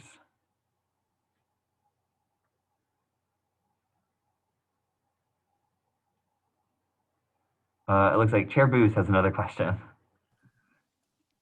Yeah, I'm sorry if I'm the only one that's concerned about this, but yeah, I mean, let's see. So yeah, you just defined the decolonialized space in a way that's, you know, at least a little bit different than previous speakers. How would you respond to that? So Speaker Bothwell asked for the people who are speaking in the NEG to give their definition of what a decolonized space was. And so I gave you a definition of what I believe the space to be in a way that I can see in denotation and in connotation. And so I defined it as an area that is a safe place for Indigenous people, because due to the denotation of the word colonization, it says that it is like overtaken. So it says it's the action or process of settling among and establishing control over Indigenous peoples. And so when I defined a decolonized space, I said a space where Indigenous peoples are allowed to be freely, because a colonized space is a space that they're being controlled in. And so that is how I defined it for you, to try to make it make sense connotation and denotation wise. Okay, thank you. Can I get a follow-up? Follow-up granted. Yeah, I guess this gets to the heart, a little bit to the heart of the matter. And in what way is Kansas State University colonized? Okay, so Kansas State University is a land-grant university. And in ways that K-State is colonized is not a personal thing. So Speaker Bothwell is not a colonizer. Previous speaker Booz, you're not a colonizer. I think that is where we have to get away from in the conversation. What the conversation is that historically speaking and empirically, institutions have oppressed peoples like the Indigenous peoples, like Black and brown bodies historically across America. And so this is not something that is K-State specific, but rather societally speaking. And like you look at like statistics, you can see it through income, you can see it in achievement, in education. There are gaps that exist. There's been violence, racial violence that persists and exists. And so in the ways that K-State, I can't say that President Myers has personally went to reservations and claimed them as his own, but what I can say is that the United States was founded on land that was not theirs. And so K-State, while Kansas State University has not colonized spaces, it is founded on colonized land, and Indigenous peoples do not feel safe. And so I feel like the least that we can do is grant them a room or a few rooms, please, at the least, that they can feel safe in. You can think about it almost like the Multicultural Student Center. So while the Multicultural Student Center exists for multicultural students, it was created because there was not a space for multicultural students on campus, like there was a space created for other types of people. And so when you think about decolonized spaces, think about it kind of like how the Multicultural Student Center was created. In the same avenue, a decolonized space would be. So, okay, thank you for the explanation. Yeah, thanks. Time for questions for Senator Bruce has expired. I don't see any more in the chat. So someone can make a motion if they want to ask a question. If not, we will continue on.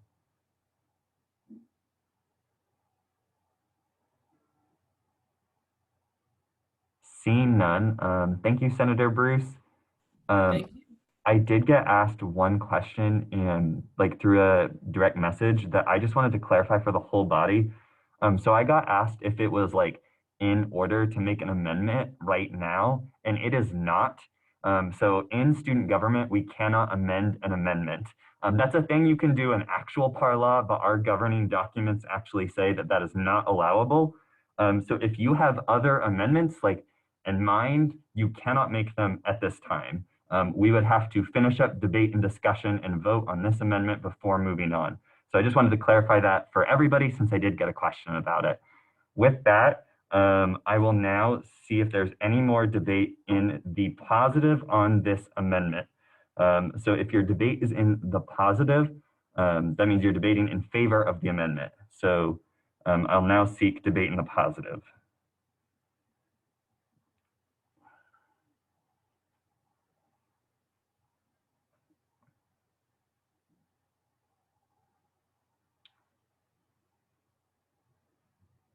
Is there any debate in the negative on this amendment? It looks like Chair Colburn, you were first, so you have the floor for debate.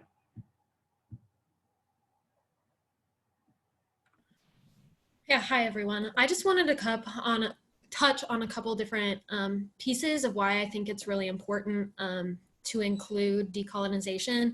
I definitely wholeheartedly agree with everything that's previous speakers have had to say on this topic, but thought there was a couple extra pieces that are important when it comes to my consideration of my vote on this amendment and on the bill generally.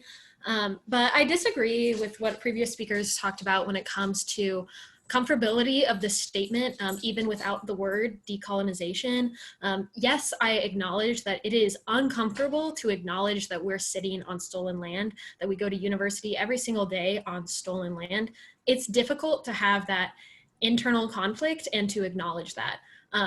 It's even more uncomfortable to recognize decolonization because decolonization is action. It goes beyond acknowledgement and calls us to do more than reflect internally in our university's history. I think that's a really important piece of that, is that more than the action of supporting Native students, which would still be in here if the amendment is passed, decolonization calls us to go further. That kind of brings me to my second point that I recognize and agree with previous speakers when it comes to this being a broad term that has lots of different definitions. It's an academic term and those often don't have one set definition, and especially ones that have to do with action. But I guess I just have a question to pose to everyone to ask yourself is, if this land acknowledgement did not have the term decolonization in it, would we have learned as much as we are with it in the land acknowledgement? I don't know if other people would have researched decolonization and would have researched land acknowledgements and thus brought up issues that are really important to Indigenous populations, Indigenous students, and Indigenous faculty. It's a really broad term. And even in my own research, I didn't find one definition. There's a lot when it comes to removing names, statutes, and tributes to people who were active in colonization efforts. It includes including more Indigenous voices in spaces. It does, some people do consider it as including non-capitalist perspectives. This is challenging. This is difficult to do, but that doesn't mean that we have to define it in one way. And in fact, I think there's value in defining it multiple ways. I would also like to add that this is a land-grant university. I take a lot of pride, or I used to take 100% pride in that term, as I know many people in SGA do as well. But I think in my efforts to learn about decolonized spaces and that were prompted by land acknowledgements that include the word, it made me realize and reflect and learn about this land was granted on behalf of people who didn't have control over that process. I love what land grants have to stand for: opportunity for everyone, but we have to recognize that our opportunity that we were given from the beginning of the founding of Kansas State University included colonization of lands and removal of people from their native lands. These are difficult conversations, and I think decolonization, the term as it's written in this land acknowledgement, is specifically important. And I would also add, just as a final wrap-up note, can be changed in future years should senates not like it, and that's to the discretion of the speaker, but I think it's uniquely important that we include it this year in the first year of regular land acknowledgements at Student Senate. I open myself to questions. Are there any questions for our speaker?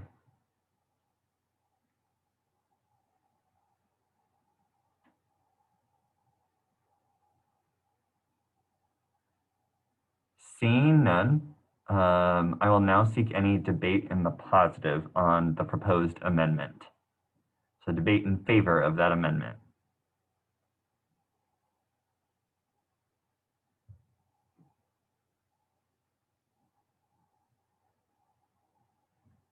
Seeing none, for debate in the negative, next that I have on my list is Speaker Pro Tempore Billman. You have the floor.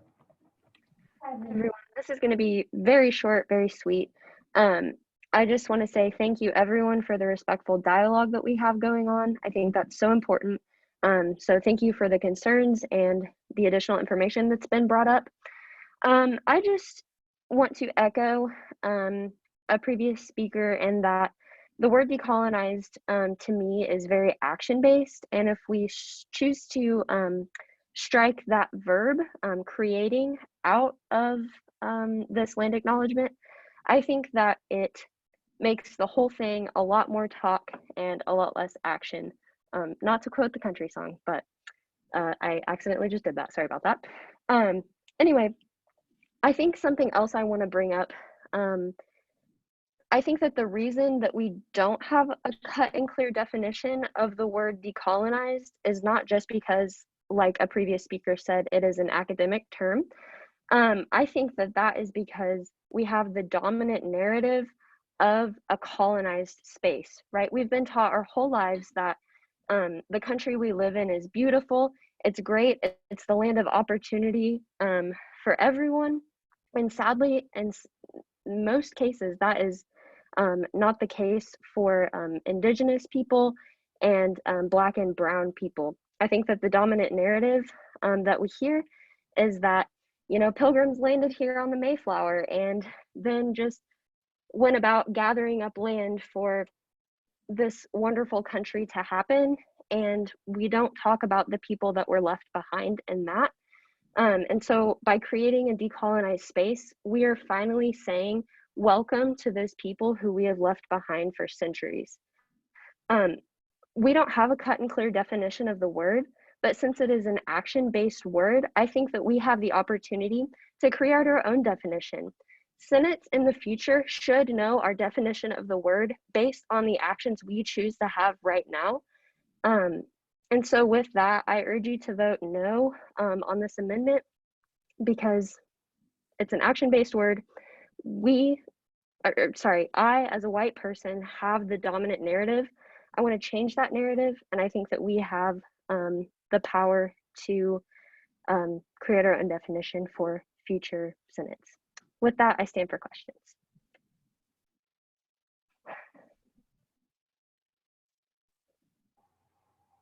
Are there any questions for our speaker, Caucus Leader Clemens? Hi, thank you for speaking on this, and I've really appreciated everyone's perspective, and I know I have learned a lot. So my question is that you, as well as previous speakers, have mentioned the words like creating a decolonized space as a call to action and see that as important. So my question is, because the definition of decolonized is so fluid, does that seem like a clear enough call to action that action would actually result from it? Or is it more like we're asking for action, but we don't have a specific direction, so will that action actually result? Sorry, I don't know. That was kind of weirdly worded. I don't know if that. No, I think I understand what you mean, and I appreciate your question. Because I noticed that like we've been talking for the last like 30 minutes, and I don't think anyone has come up with a cut and clear plan yet. However, I think I can say Chair Rodriguez in her report this evening came up with a few action items that she hopes to see us complete in the future. So I think that the word decolonized, with the definitions that we've laid out, we could come up with some action items, like for example, like we could celebrate Indigenous Peoples Day instead of Columbus Day. We could like actively look for places in legislation where groups of people are excluded. We could look for monuments around campus where perhaps someone who did harm is glorified. I think that with the definitions that we've laid out, we do have the tools to do this. And I'm just one person, so I think that if we all group together and we're able to take action, that change could be made. I hope that answered it. I hope that wasn't too flowery. Are there any further questions for our speaker?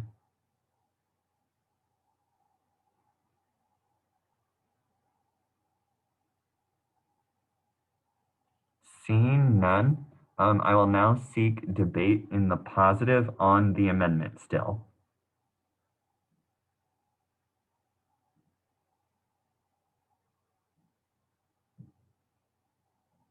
I will now seek any debate in the negative on the amendment.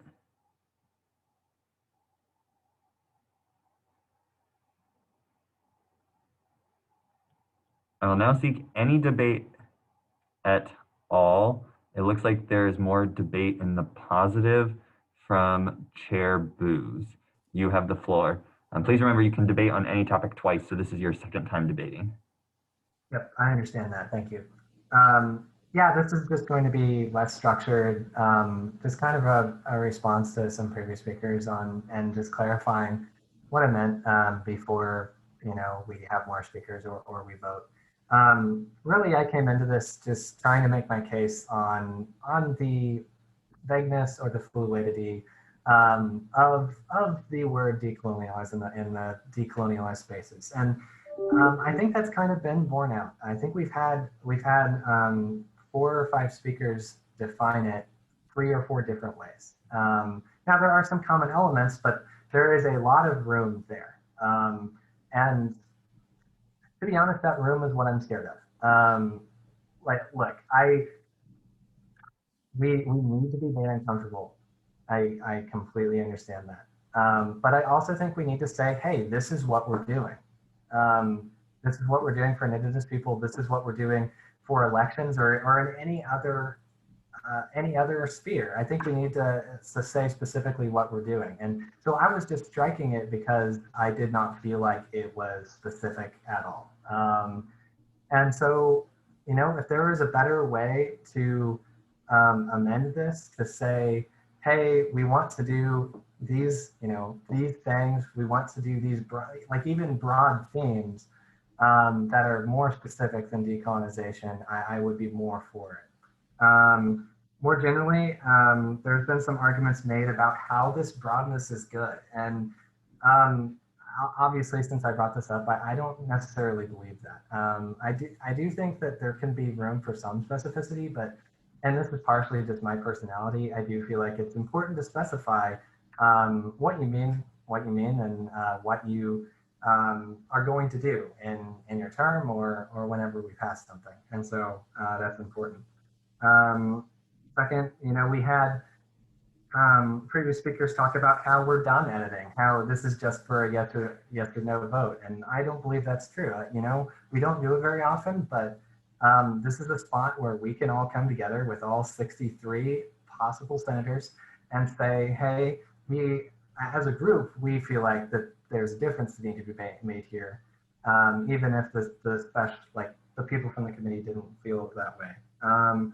And then finally, well, maybe not finally, but some previous speakers also said that, yeah, this has caused a lot of learning. And I mean, I think that was the act of bringing up the bill, whether or not it would have had a decolonized space in it. I think we would have learned about the same amount anyway. I mean, I certainly did a lot of research on decolonization, but I would have done research on the bill otherwise as well. And so I think that's true for a lot of people who have done research. Just more generally, if we could get action items that are important, and we did get presented stuff. And you know what? I'm for a lot of them, and I'll bring up my concerns and the other ones as they happen. But overall, I think that this word, this phrase has a lot of room, and then the thing that we do now establishes what we're going to do in the future. And so being able to amend it next year, while helpful, isn't necessarily going to change it. And so that's why I wanted to talk about this now. So overall, just wanted to give you some more thoughts before we vote or before we get more speakers. Thanks. Are there any questions for our speaker?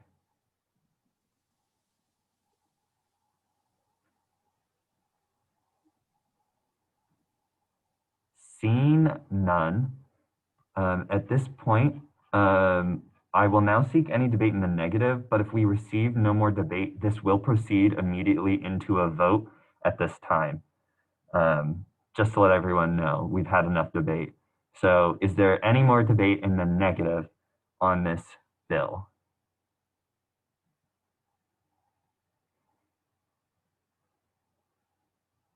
Is there any more debate in the positive on this amendment?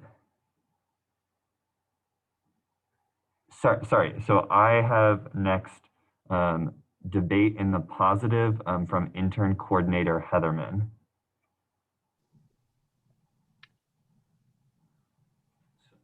Hi, everybody. I wasn't planning on debating tonight, and I went to, DEI both weeks that this bill was discussed, not really, I guess, being supportive of the land acknowledgement bill as a whole, and not really thinking that much about the word decolonizing until some of the points brought up during this meeting.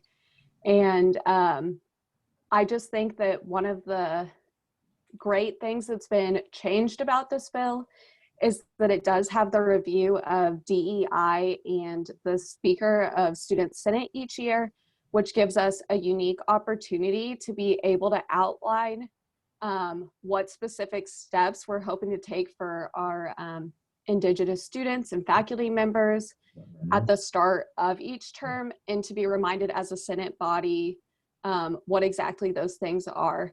So with that being said, I'm not a voting member, but I would not be supportive of this particular bill, but I would be supportive of having us outline replacing decolonized spaces with 2 or 3 other additional action items. Thanks. I'll stand for questions. Are there any questions for the speaker? Senator Croslow, you have the first question. Thanks, Hannah. Would it be fair to characterize what you're saying as your concern is not sort of conceptual, but with more as a practical matter, such along the lines of you agree with what's being said, but this call to action doesn't have teeth in it, maybe, that maybe a resolution would. It specifies this is how SGA feels and this is a corrective action. Yes, I think it would be appropriate to characterize my debate that way, and that I believe if Senate was given 2 or 3 tangible and specific goals listed there within our land acknowledgement, that we could be reminded of that each week as the commitment that we made as a Senate body to seek action.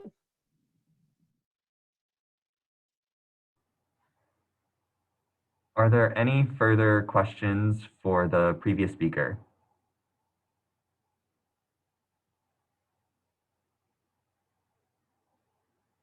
Seeing none, it looks like we do have more debate in the negative from Chair Rodriguez.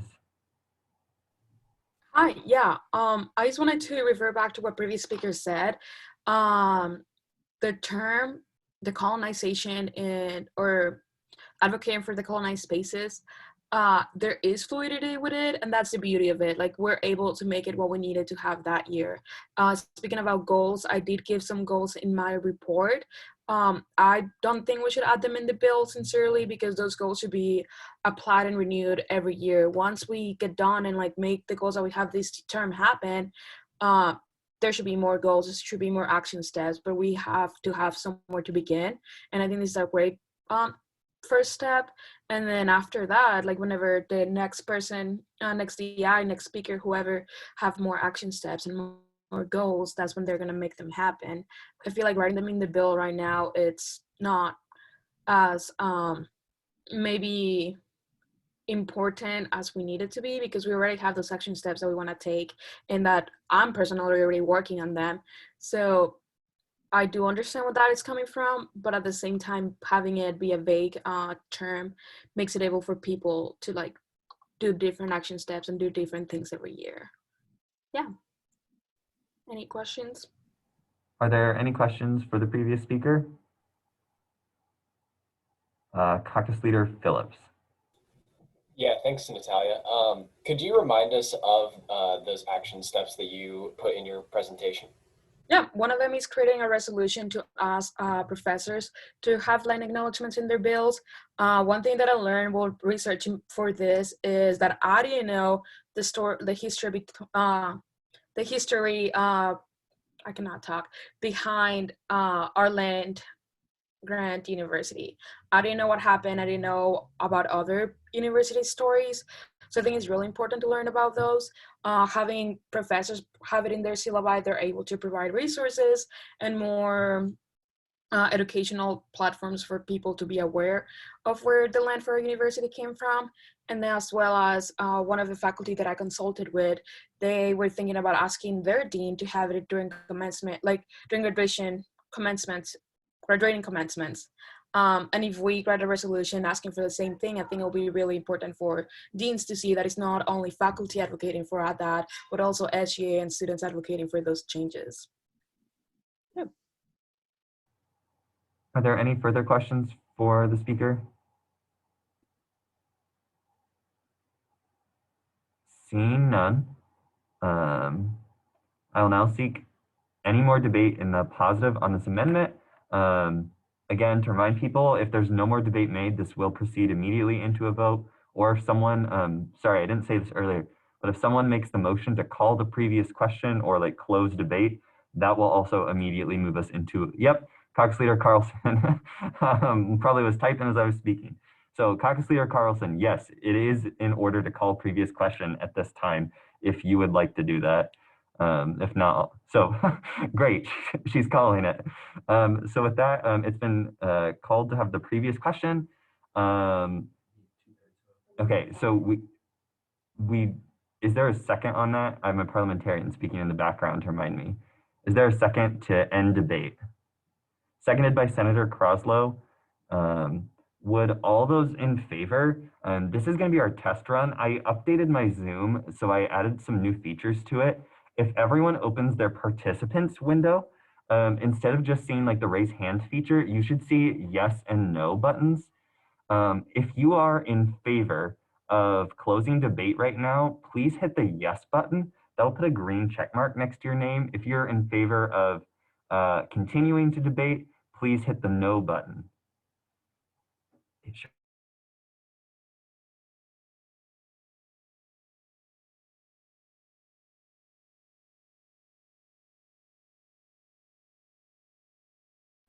Sorry, there's a point of information from Chair Booz. Yeah, how would you abstain, just like not pressing a button, or is there a button that you'd want us to press? So what Parliamentarian Arnold and I were just speaking about that. We're gonna do the yes and no's right now and then abstentions immediately afterwards. So like I'll clear these and then ask anyone who's abstaining to just hit the yes. So hopefully this is our voting process. So yeah, just yes and no votes go right now. And then if you want to abstain, hold off a sec.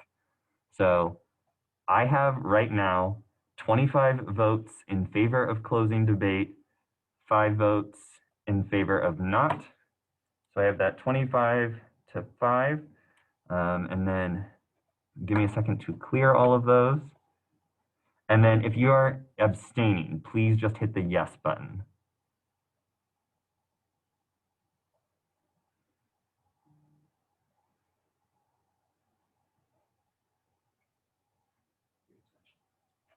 Okay, so I will clear those. Give me just a moment.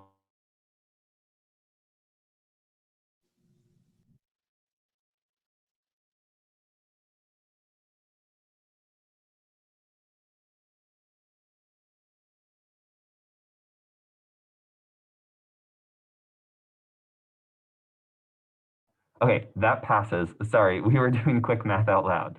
So yes, with that, the motion to close debate passes. So we will now proceed into a vote on this amendment. So the vote will work the exact same way. You will be able to just hit yes or no immediately. I get an instant vote total, and then we'll do it one time again for any abstentions. So first, we will now move into the vote. So right now we are voting on the amendment. So if you are voting yes right now, you are voting to strike the phrase that is on line 49. If you vote no, you are voting to keep it.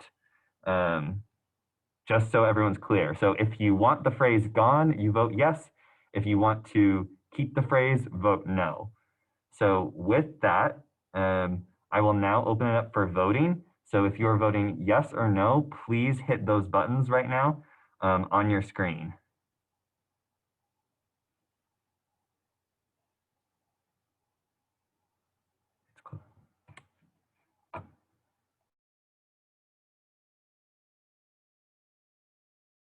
Sorry, I also wanted to clarify, if you are a proxy, if you just want to private message your proxy vote to me, that way I can have all of them right now as well. I'm sorry that I forgot to clarify that part as well. Thank you, Chair Rodriguez, for reminding me.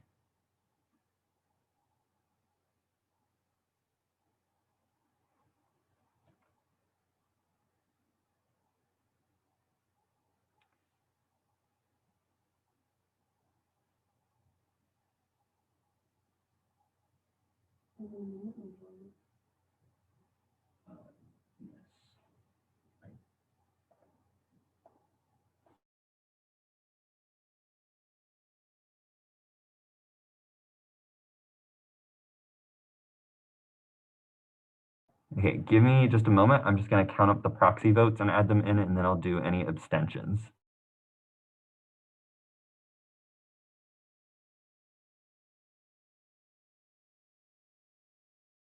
I'm sorry. I stepped out for a little bit. I have to vote no for Bruce.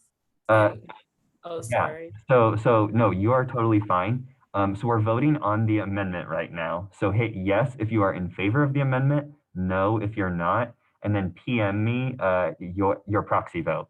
So that way I can just have a record of it. When you say the amendment, is that what previous speaker Booth proposed, or what? Correct. Yes, it's what. So we are still on that. So if you're voting yes on the amendment, you are voting to strike the phrase that included the word decolonized in it from line 49. Okay, thank you. So if I vote yes, I agree with that. You want to strike, if you vote yes, you want to strike it. If you vote no, you want to keep it. It's kind of inverse of what we would usually think.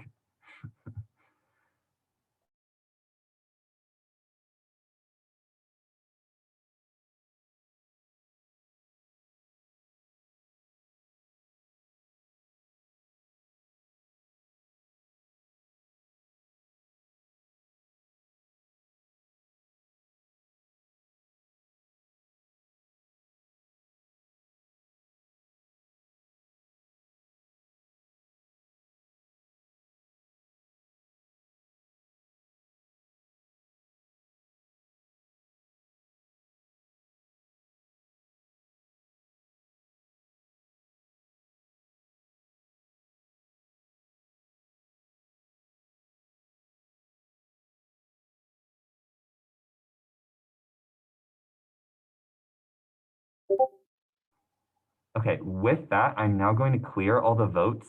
I had a vote total of 15 to 29. If there are any abstentions, please indicate them now for us.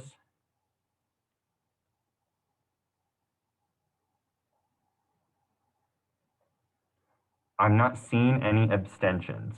So with that, by my count, I have a vote of 15 votes in favor of the amendment, 29 votes opposed to the amendment.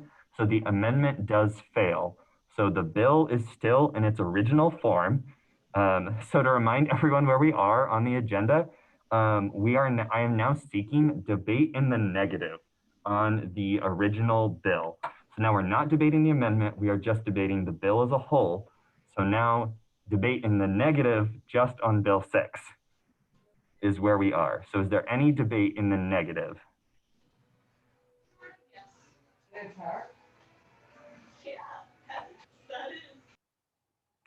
Is there any debate in the positive on Bill 6?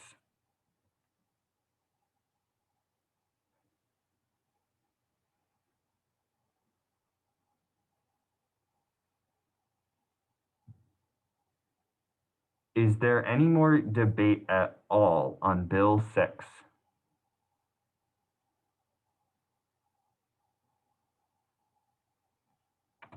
Seeing none, we will now proceed into a roll call vote on Bill 6. So Speaker Pro Tem Billman will do a roll call vote. So you will just indicate your vote like normal. So we don't mess with the buttons now. So with that, we'll move into a roll call vote. Hi, everyone. Atchison. Yes. Booz. Pass. Brown Alex. Brown Madison. Yes. Bruce. Yes. Brummett.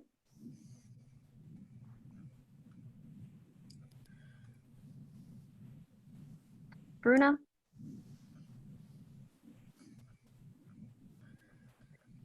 Carlson, or excuse me, Burke. Carlson. Yes. Carr. Clements. Yes. Colburn. Yes. Cox. Crosslow. Abstain. De Santiago. Diaz de Leon. Yes. Delavu. Yes. Fox. Yes, by proxy. Frederick. Gallardo. Yes, by proxy. Garrett. Glasscock. Yes. Grills. Yes. Romas. Yes. Hamlin. Yes. Harmon. Yes. Hurd. Yes, by proxy. Hernandez. Yes. Hutchings. Yes. Jambunathan. Yes, by proxy. Johnson. Kidd. Yes. Levi. Yes. Manners. Yes, by proxy. McKee. Yes, by proxy. McVeigh. Yes. Muthukumar. Yes. Knoll. Yes. Norwood. Nunink. Yes. Panikatu. Yes. Phillips. Yes. Porter. Yes. Schönberg. Yes. Rodriguez. Yes. Rossi. Shunjay. Yes. Snyder Ben.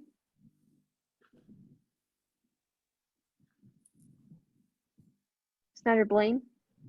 Yes. Vance. Yes. Wallace.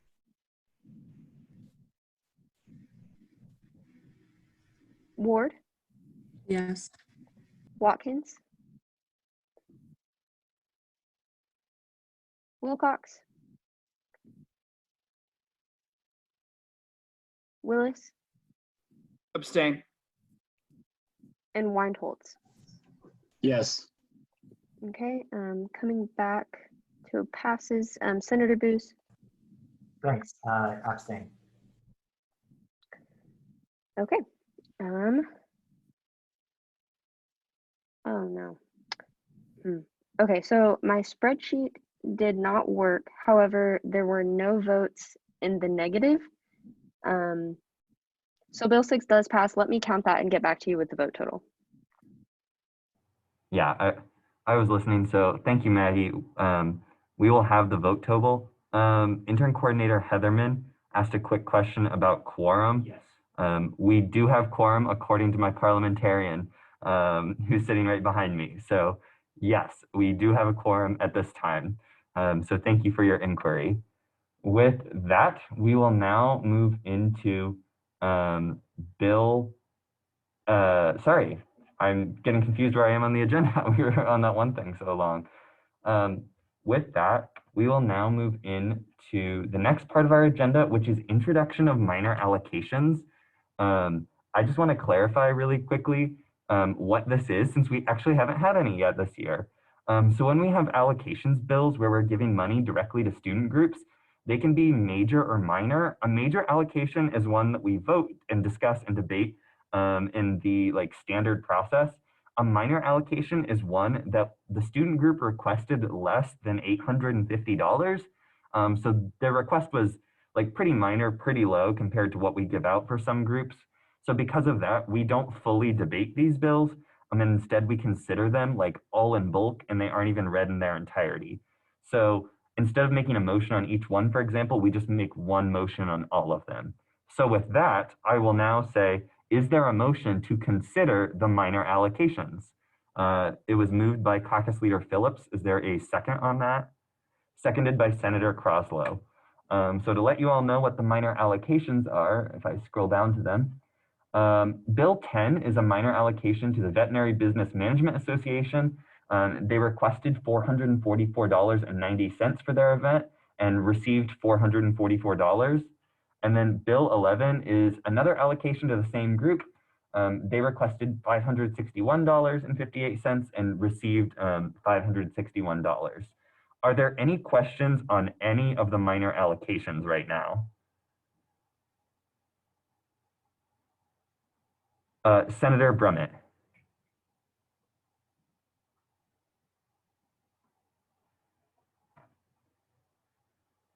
Everybody rounded down to the nearest dollar instead of just given exact change?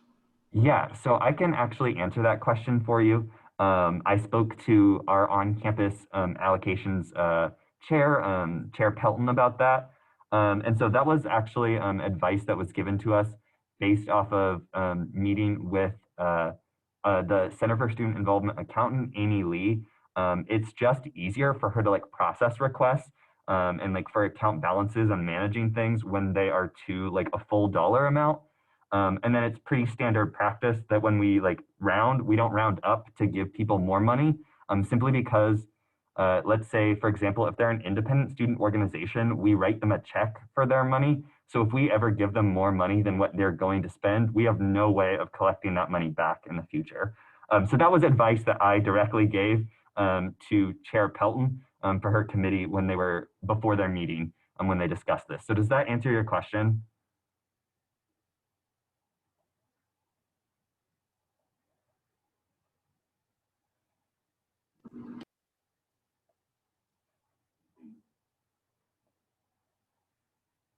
Okay, perfect.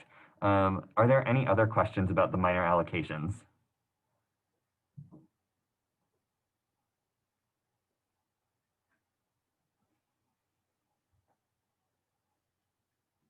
Seeing none, we'll now move on to introduction of legislation with Bill 12. Is there a motion to consider Bill 12?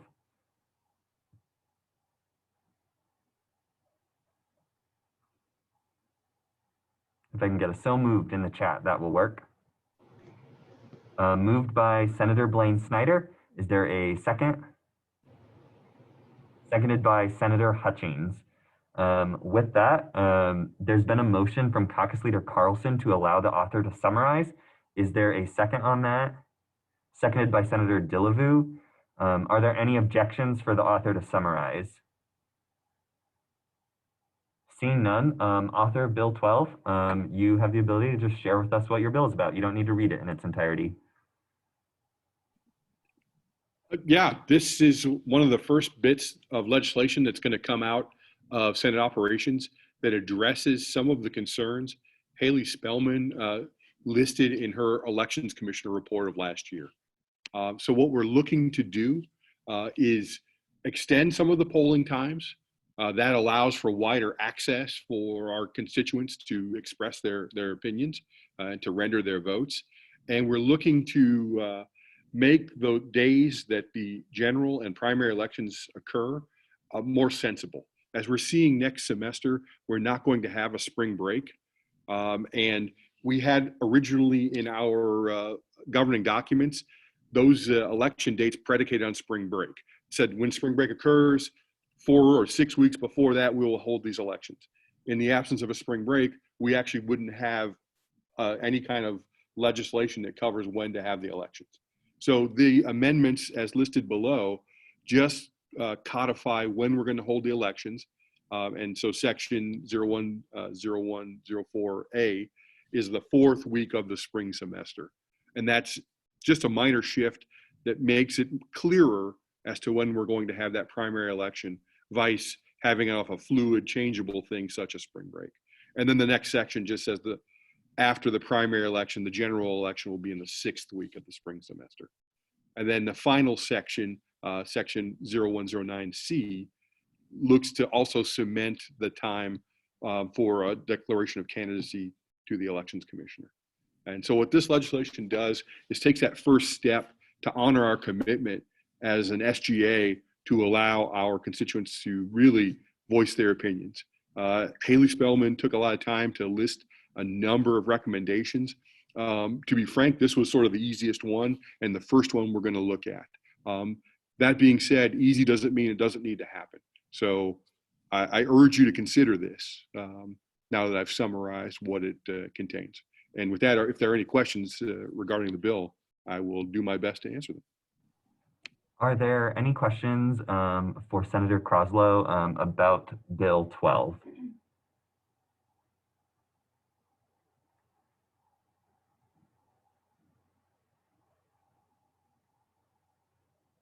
Seeing none, with that, we have exhausted our agenda of legislation for the evening. So moving up, we have now moved into our second open period for the evening. Are there any second open period speakers as of right now? Chair Rodriguez. Hi friends, it's me again. I just wanted to remind you all that Hispanic Heritage Month started last Tuesday. It goes from September 15th to October 15th. It's a month where we'll celebrate Hispanic and Latinx heritage and how it impacted the US and how it impacted us Hispanics and Latinx people here in the US as well. With that being said, there's a lot of events going on around campus from different organizations. I know Halo is having our Loteria night, so that's kind of like a Mexican bingo version next Tuesday. It's gonna be at 5:30 p.m. in the main ballroom. There's gonna be gift cards and prizes and what is it called? Snacks. So it's gonna be food, some snacks, individually wrapped, and you need your masks if you wanna come. But yeah, check out those events. I encourage all of you to learn about different cultures, not only Hispanic Heritage Month, but all year round. So yeah, that's it for me, guys. If you want the schedule for them, let me know and I'll send you the picture with all the events happening. Are there any questions for Chair Rodriguez?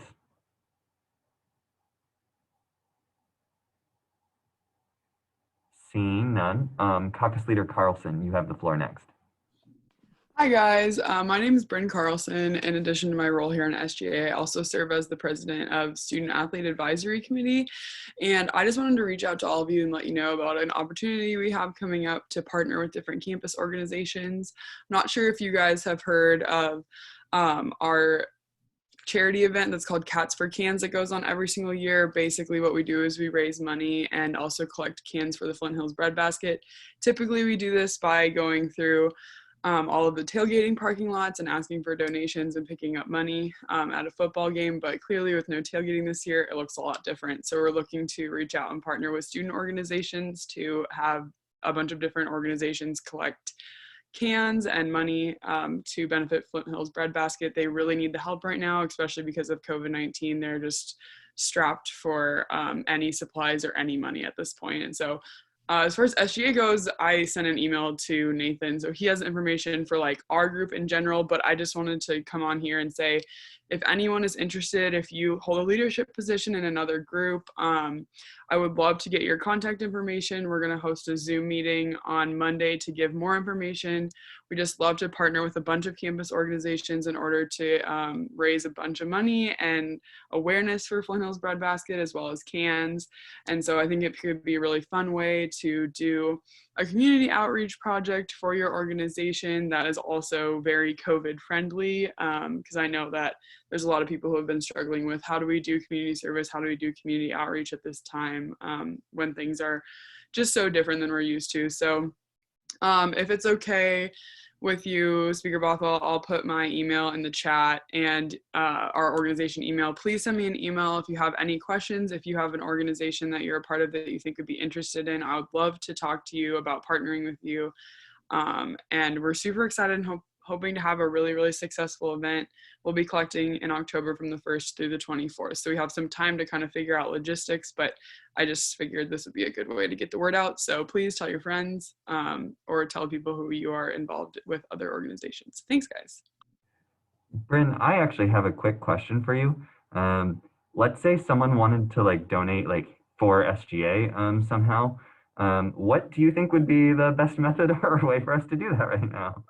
Yeah, so just off the top of my head, kind of what I was thinking was potentially having a collection bin type thing in your guys' offices, because I feel like that's a pretty central location for SGA, so people can drop off canned items, non-perishable or perishable items for Flint Hills Breadbasket there. And then in addition, they do have a PayPal account that I'm going to be giving everyone the information to, and there's a spot where you can earmark your donation as like Cats for Cans, KSU SGA. And so we'll be keeping track of those donations, and then as well as, you know, the number of pounds of physical donations that you guys could collect in your offices. I know that we haven't really gotten a chance to talk about it like you and I, but that's kind of what I was thinking of, at least for SGA specifically. I figured that those two things would probably work out pretty well. Okay, that's what I was thinking as well. I already have like a spot in mind, so let me talk to like CSI and stuff, but I already have ideas. So I'll include updates on the agenda as we get to it in the coming weeks. So I just wanted to ask your thoughts at first. So I'm glad to hear that that's where you are. Are there any further questions for Caucus Leader Carlson?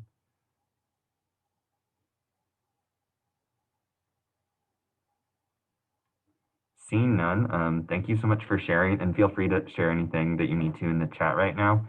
Caucus Leader Phillips, I see that you're next.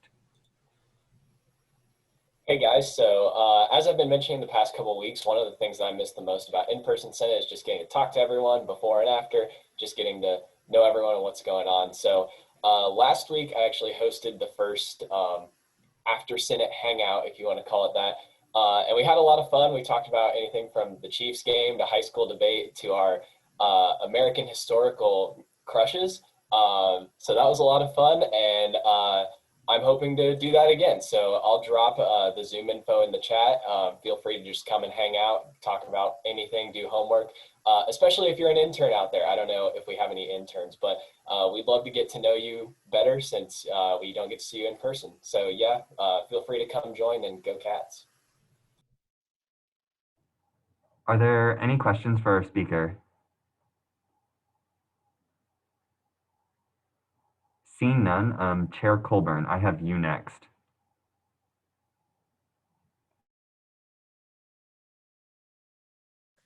Yeah, so hi everyone. Sorry, I feel like I've been here a lot tonight, but just one last thing.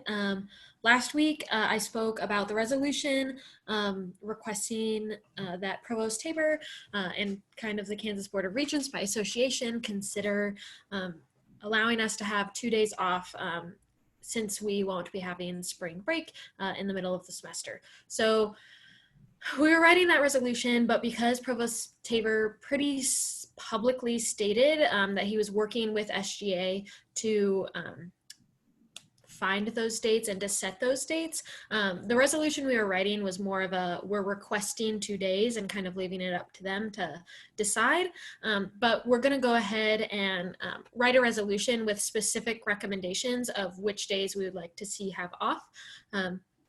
There's kind of a lot of I guess I would say stipulations that myself and other members of Senate Exec and those of us who have been talking about it have kind of come up with.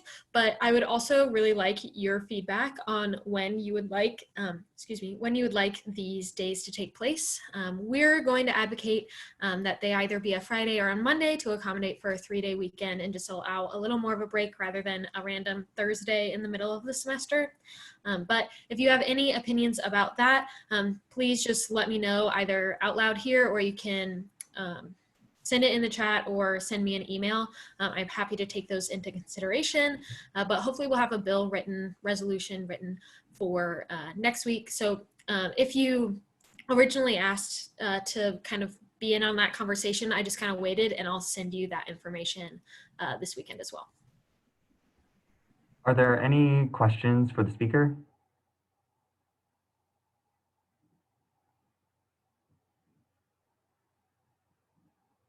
Seeing none, are there any further speakers for second open period?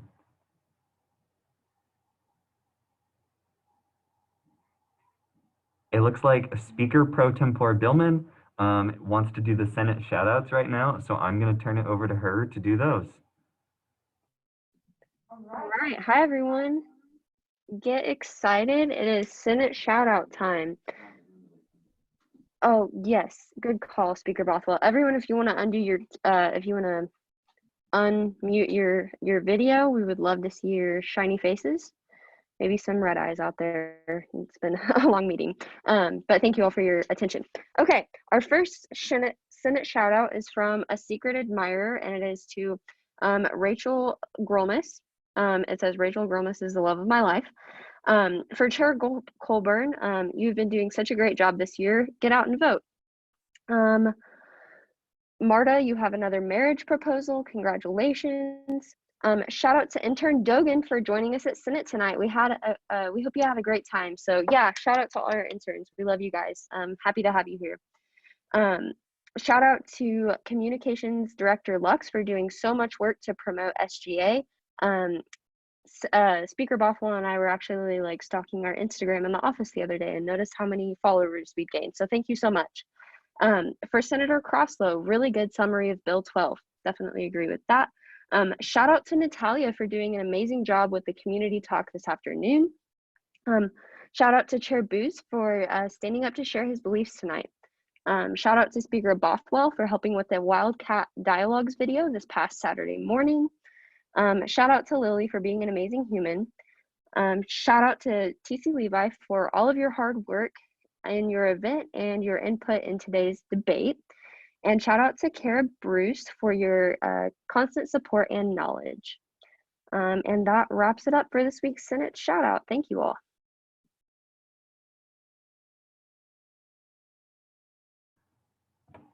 Awesome. We love having Senate shoutouts just to spread a little positivity and support each other all. I think they're really good right now in the midst of COVID.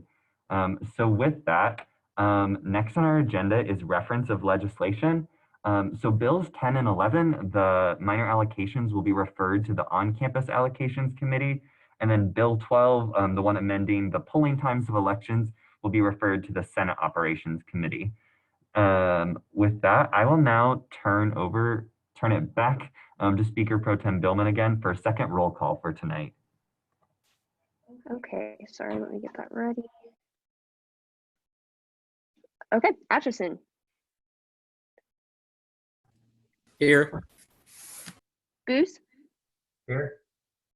Brown Alex. Brown Madison. Here. Bruce. Here, sorry. It's okay. Brummett. Here. Bruna. Burke. Carlson. Here, sorry. Carr. Here. Clements. Here. Colburn. Here. Cox. Crosslow. Here. De Santiago. Diaz de Leon. Here. Gilaboo, Here. Fox, Frederick, Glasscock, Here.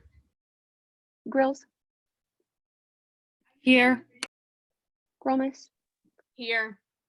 Hamlin, Harmon, Here. Hernandez, Here. Hutchings, Here. Johnson, Kidd, Here. Levi, Here. McVeigh, Here. Muthu Kumar, Here.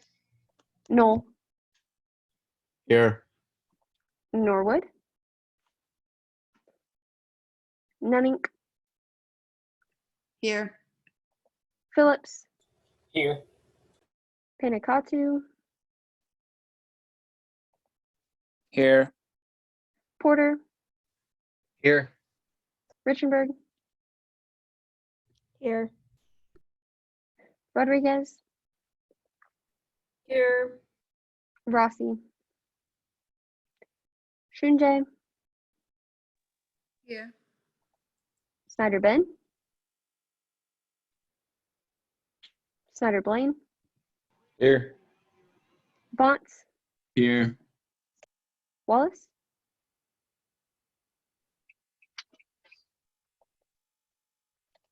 Ward, Here. Watkins, Here. Wilcox, Willis, Here. and Windholtz.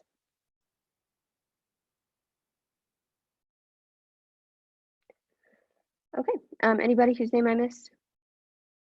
Besides those excused? Okay, with that, we have 37 senators present for second roll call. Thank you. Okay, with that, we will now move into adjournment for the week. Can I get a motion to adjourn? It was moved by Caucus Leader Phillips, seconded by Senator Croslow. Any objections? Seeing none, we stand adjourned. I'll look forward to seeing you all next week. Everyone have a great evening.